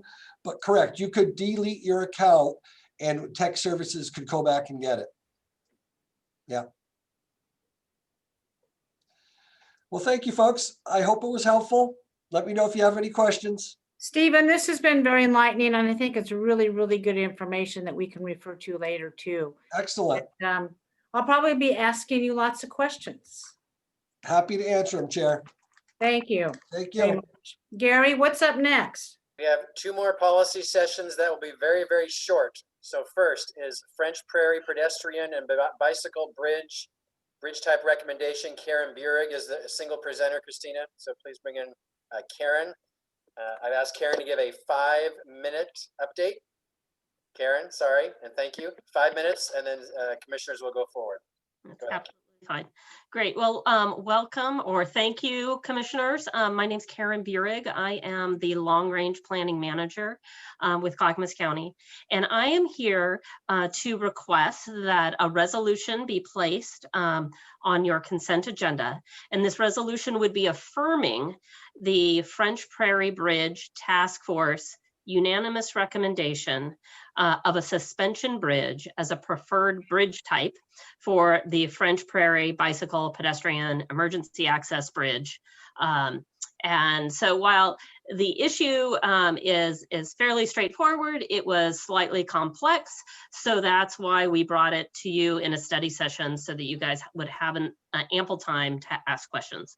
And so if you're not familiar, the French Prairie Bridge Pedestrian Bicycle Emergency Access Project is located west of I-5 Boone Bridge, and it connects Wilsonville to unincorporated Clackamas County from the Boones Ferry Park in Wilsonville, and then it connects to Butteville Road.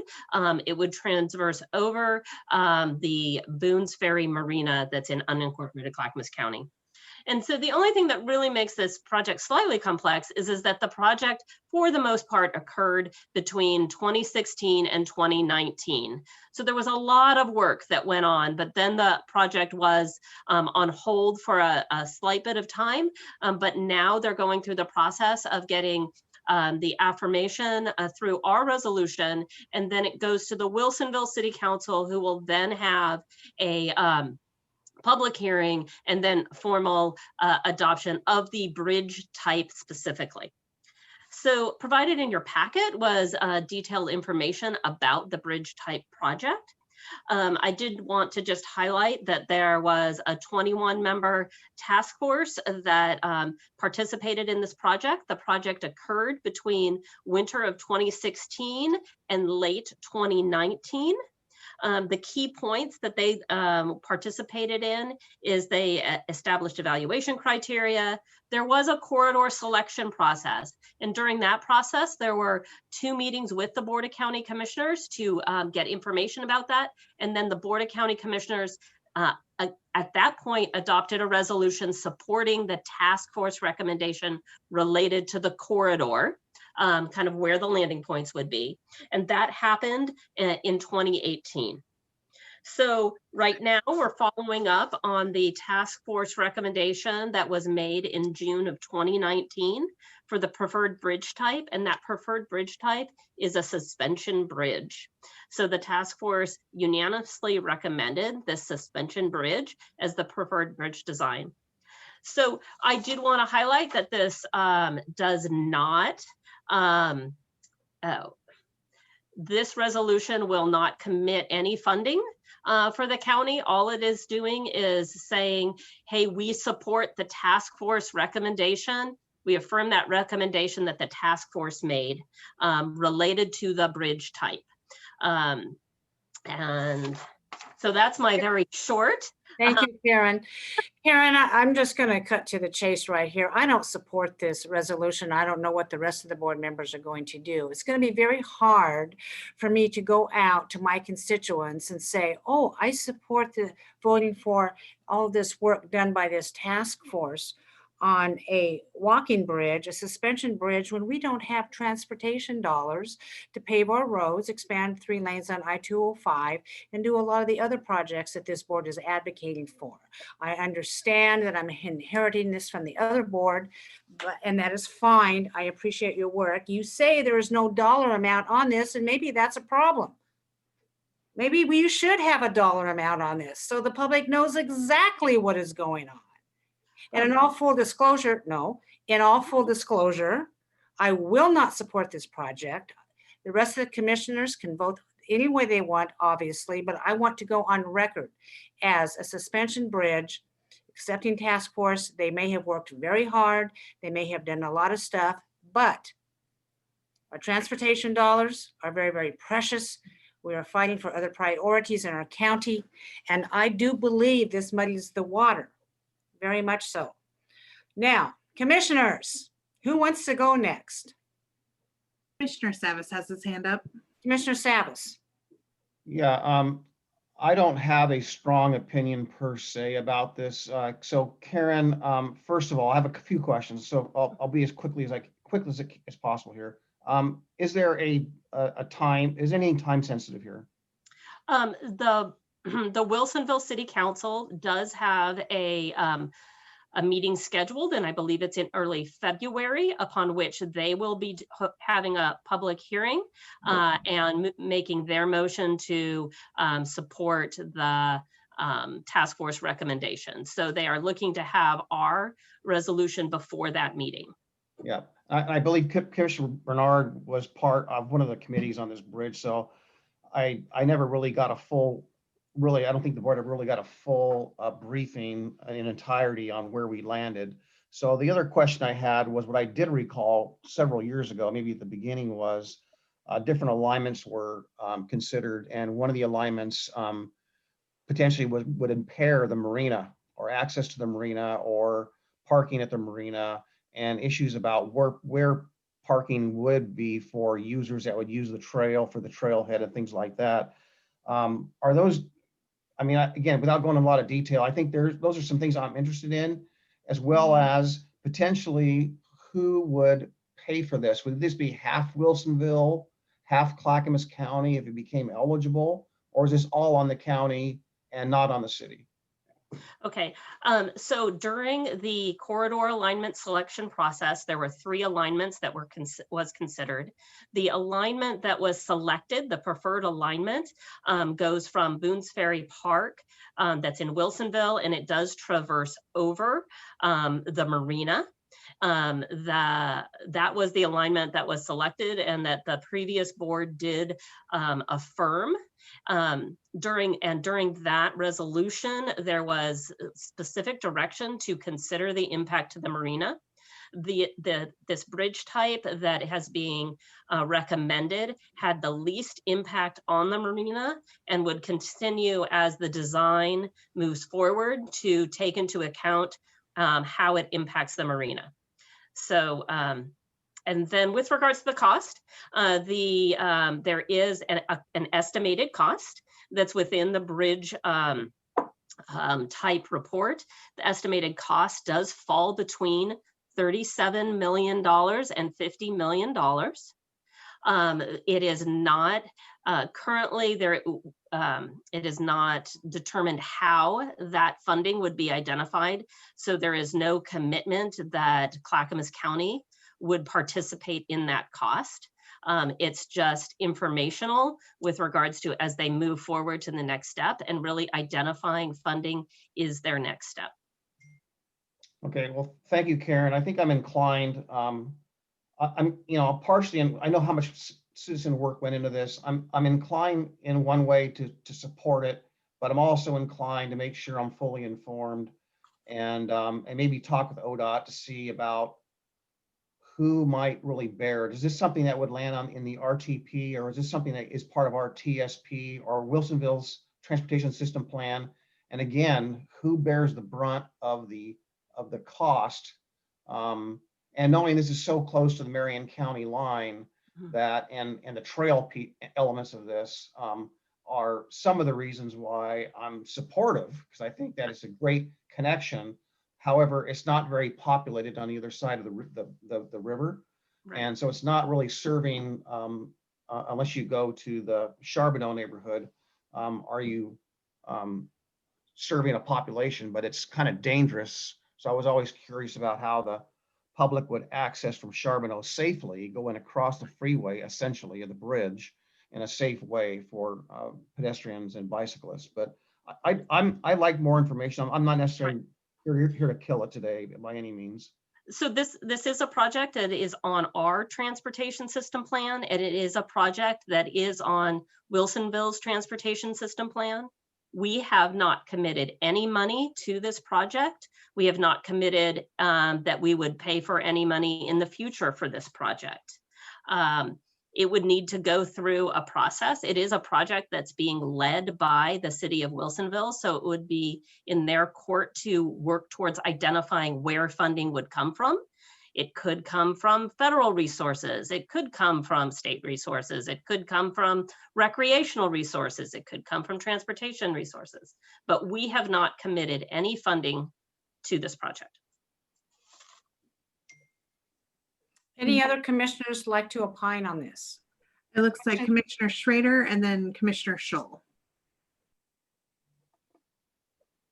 Martha, you need to mute, hon. Thanks.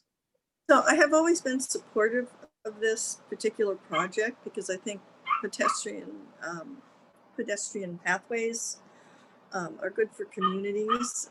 I agree, however, with Commissioner Savis that it really, the proof is going to be in where the money comes from. And I think that's really what the fundamental issue is. So I'm not willing to kill it at this point. But again, as we move forward, I'd like to see some clarity from the city of Wilsonville about what their plans are in terms of a funding mechanism for this. It may be we could get funding from Metro, I don't know. But I think that's really where the sticking point's going to be. So I agree with Commissioner Savis. It's like Commissioner Scholl is up next. Yes, the people of the county are going to be very critical of this project. Should it go forward without absolute transparency to them that if this is built, that no money went to this project that could have gone to improving arterial lanes in the county, which is the #1 concern of people across the county. So that's the little caveat about this. It'd be nice to have, but if it detracts from our ability to improve those arterial lanes, it will not fly with the people. Thank you. And it looks like Commissioner Fisher has her hand up. Go ahead. So Karen, can we come up with a resolution that supports the citizens' recommendations, but makes a clear statement? I mean, I really appreciate, I see a lot of consensus here regarding what Commissioner Savas said, what Chair Smith said, what Commissioner Schrader has said, just about cost and priorities of the, in the big picture of things. Because we have no idea where the dollars are going to come from. So I have a hard time going, rah, let's go forward. But I like the idea of acknowledging citizen committee, coming up with the doing all that hard work of looking at, landing sites and what's right for the area. And they've been at this for, one of my first meetings as a commissioner all those years ago was to go see the potential, go to that site and look at the potential landing places. So I would like to acknowledge the citizens' work, not kill it today, but give a strong message. So I don't know if that's a matter of writing up the resolution, bringing it back for us to see before we would approve it.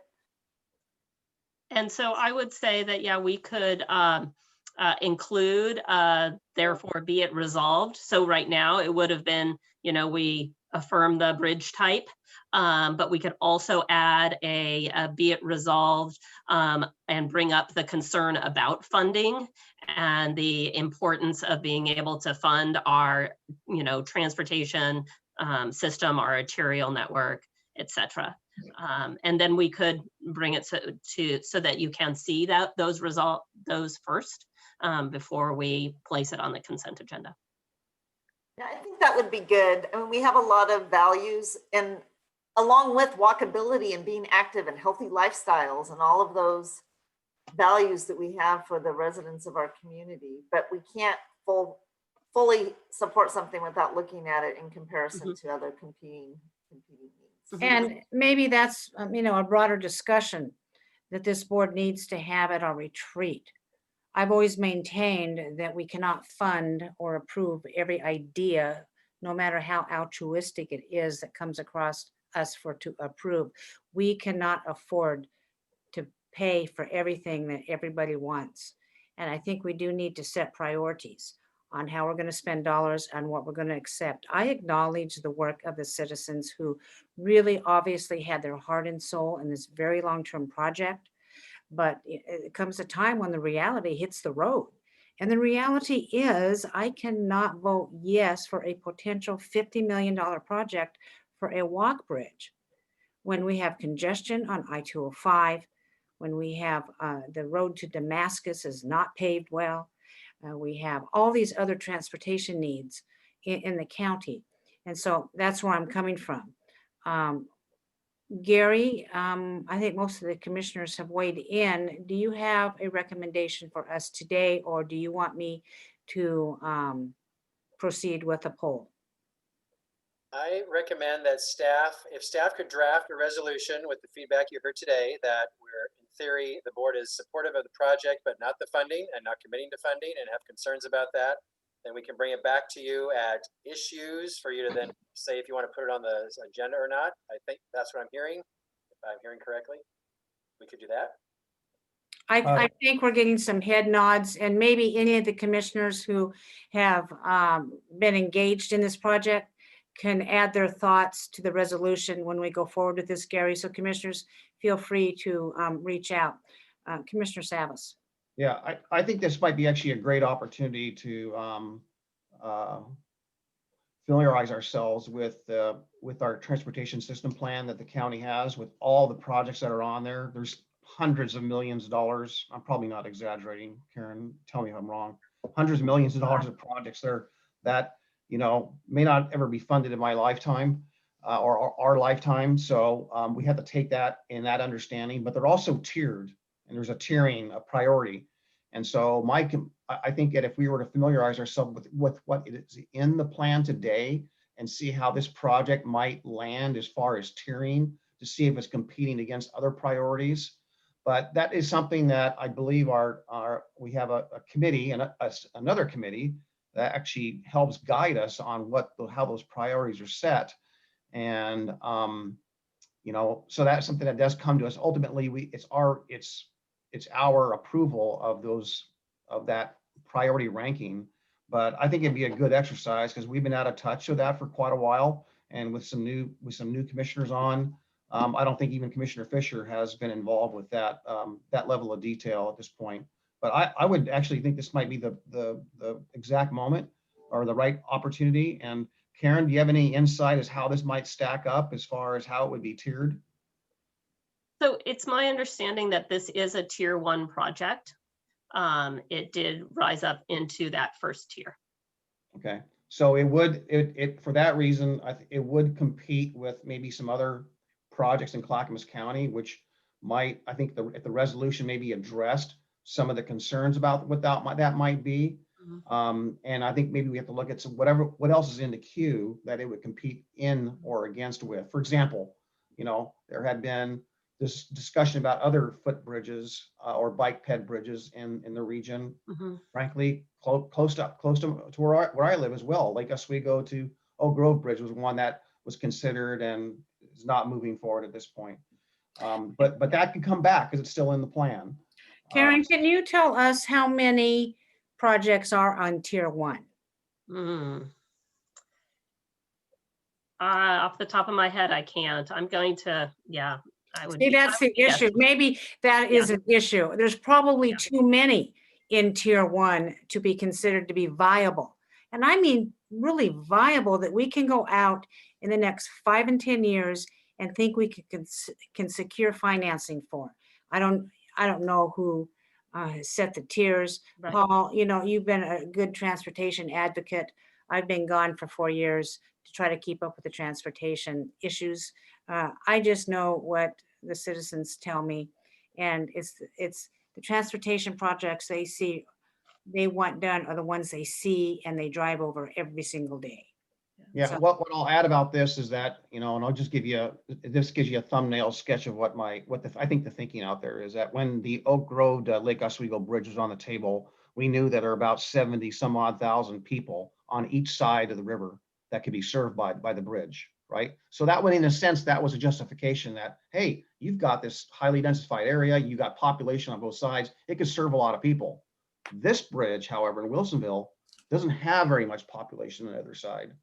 And so it just seems to be that, you know, is it a tier 1 project that would compete with something that would serve a greater population? I think that's a discussion that I don't know how that gets vetted. If it gets funded with state dollars, for example, it's less of a concern. If it gets funded with our local dollars that we have very scarce dollars with, that's where I have concern. yeah, I would agree, Paul. So Gary, I think you know what to do with that. And with that said, we'll revisit this issue later. Any commissioner, of course, can make their comments on this resolution. Gary, what's up next? So Karen, if you can draft a resolution, and then there is no issues next week, so we'd have to bring it on a Thursday business meeting during my update. We'll do it formally to brief the board. So you have this Thursday or next Thursday are the two opportunities. All right, thank you. Okay, thank you. We have one more session, commissioners. We'll be as quick as we can. This is time sensitive. It is the Milwaukee Bay Park project update, and in particular, a request to apply for a grant. Commissioners, you are now sitting as the North Clackamas Parks and Recreation District Board for this policy session. We have Laura Zentner and Heather Cook from Business and Community Services who will present as best as you can, 5 minutes. That's it, please. The board has read your packet. So Laura, go ahead. Okay, I'll go real quick. Good afternoon, Chair Smith, Commissioners, Administrator Schmidt. My name is Laura Zentner, and I'm the Director of Business and Community Services And we're here today to update you on the Milwaukee Bay Park project and to request approval to put an item on the consent agenda that we will be requesting your approval to move forward with a grant application. And let me just note that you are sitting here today as the NCPRD Board of Directors. I'm not sure if that was stated, but just point of order.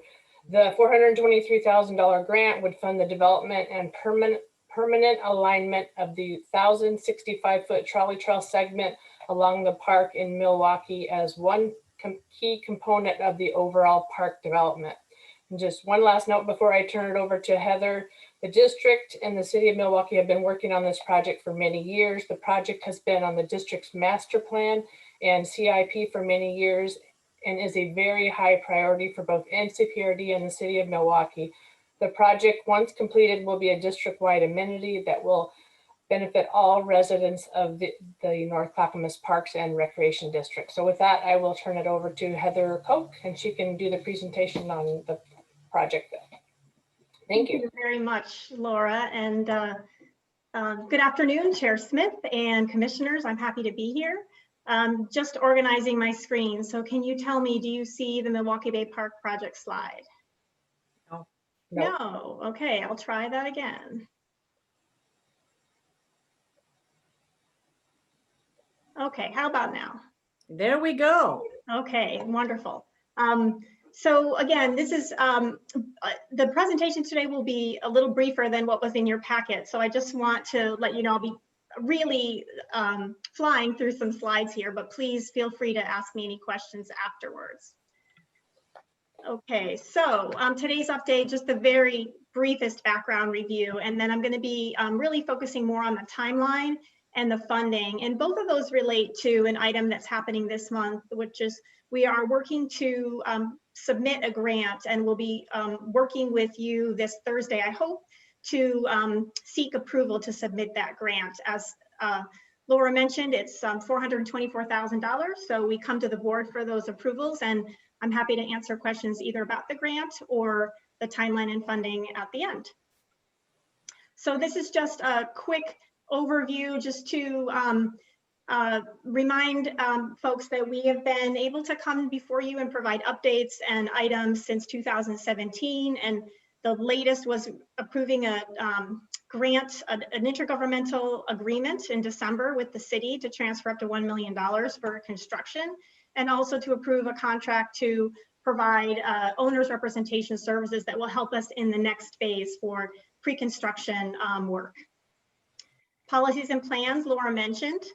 I just wanted to briefly highlight the schematic design, and I can again come back to this, but we have a lot of really wonderful recreational and natural features on this site, including an amphitheater, play areas you see here in yellow and blue, plaza, picnic area, restroom, and then the one feature that's particularly apropos for today's discussion, we have this alignment along here, if you can see my cursor.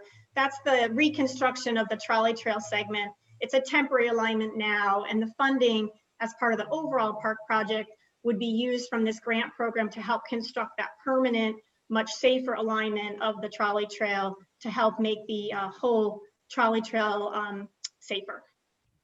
And this is just a quick flash of another view here of the park from a view from the water.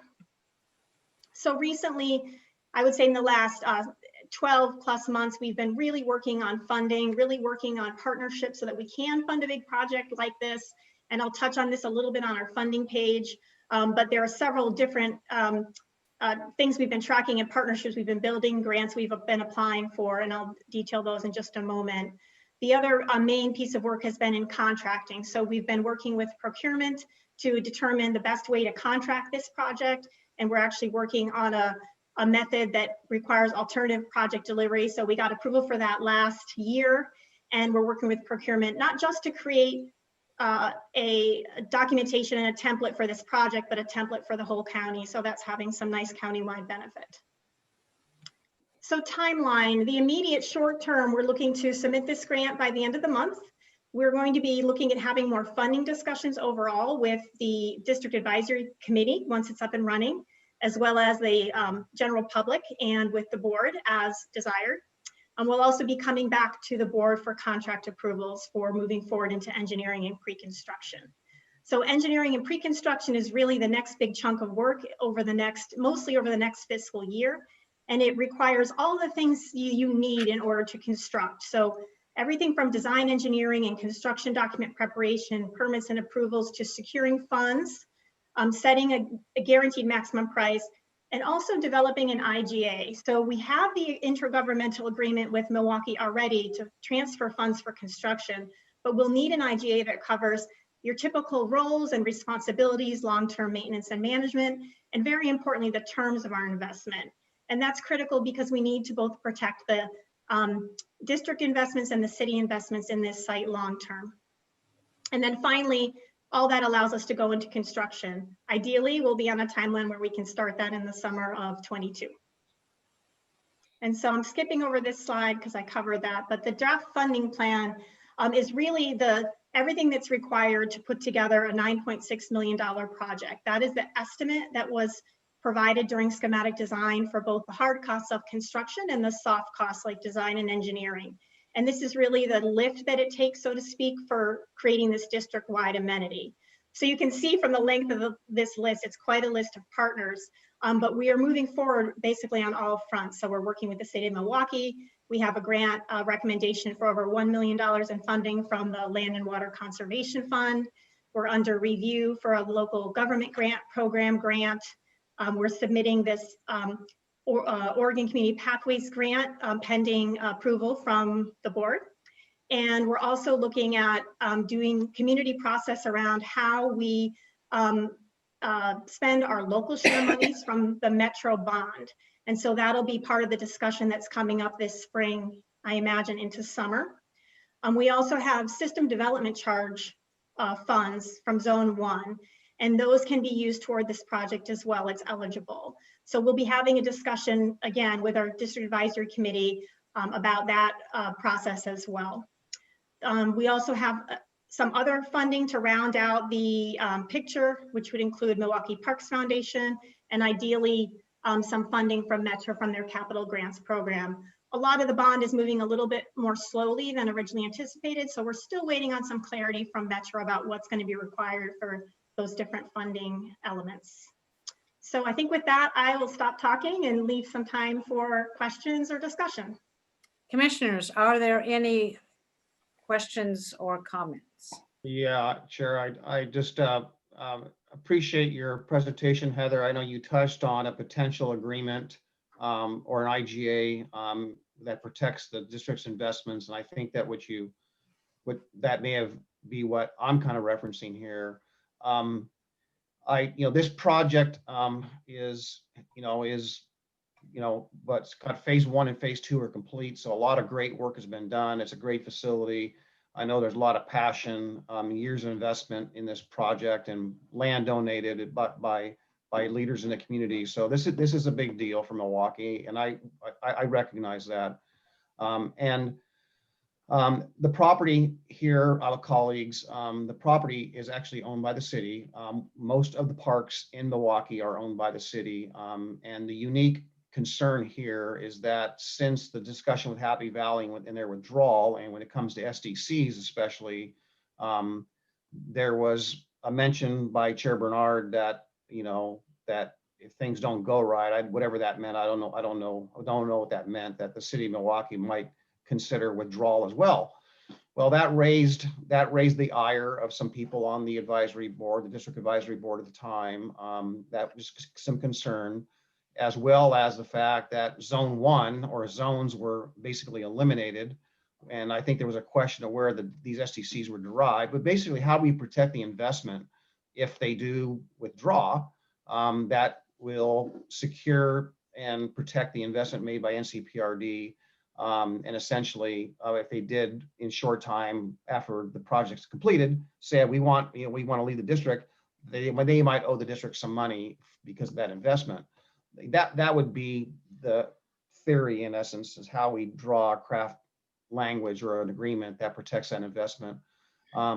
The other aspect about this is that because it's near and dear to Milwaukee, it is their project, and it's been near and dear to their Parks Advisory Board, not the NCPRD. Most of this project's been developed, if not all of it has been developed.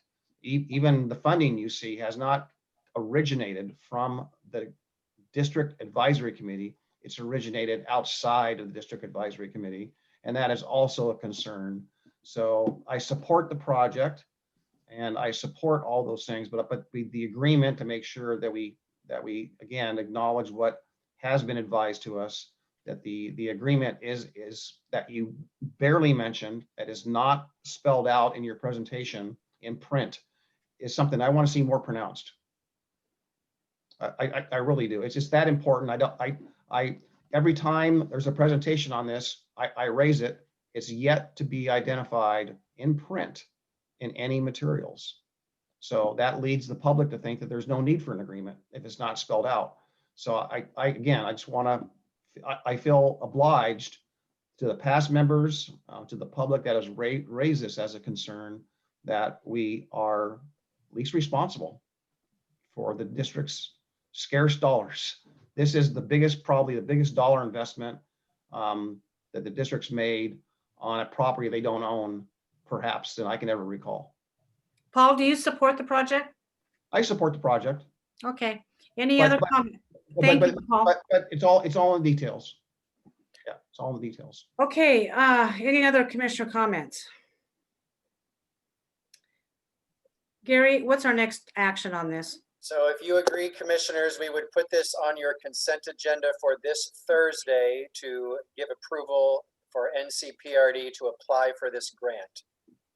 I'm fine with it. On the consent agenda, we are writing down numbers. Yes, and the grant is $423,525 is what we're seeking from the Oregon Community Pathways Program through the Oregon Department of Transportation. And toward a project equaling 9.6 million, correct? Yeah. Yes. Yeah, you guys know what the formula is. You guys get it. Thank you. Yeah, is there Full disclosure. Yes? Yeah, Chair, I'm just asking staff, is there any way that we can have a more pronounced language in the material in the package for the business meeting that speaks to that agreement for those particular reasons? This particular one, Paul? Well, the potential upcoming agreement, I'm not saying it's an agreement that's contained in there, but language that references that there will be an agreement for that particular purpose. I want that clear as a bell. I think they can, Paul, I think they can meet that request. Okay. We can definitely do that. We will make sure that anything related to this project going forward, that we have a statement about the fact that we are drafting an intergovernmental agreement to ensure the assets of both entities are protected. Thank you. Right. Okay. Approval for this Thursday then, Chair? Put on the Yes. consent agenda. Very good. We'll do that. Thank you, staff, very much. Commissioners, you have finished your day. It's been a long day. Thank you for your patience. You are done for the day. Thank you, Gary.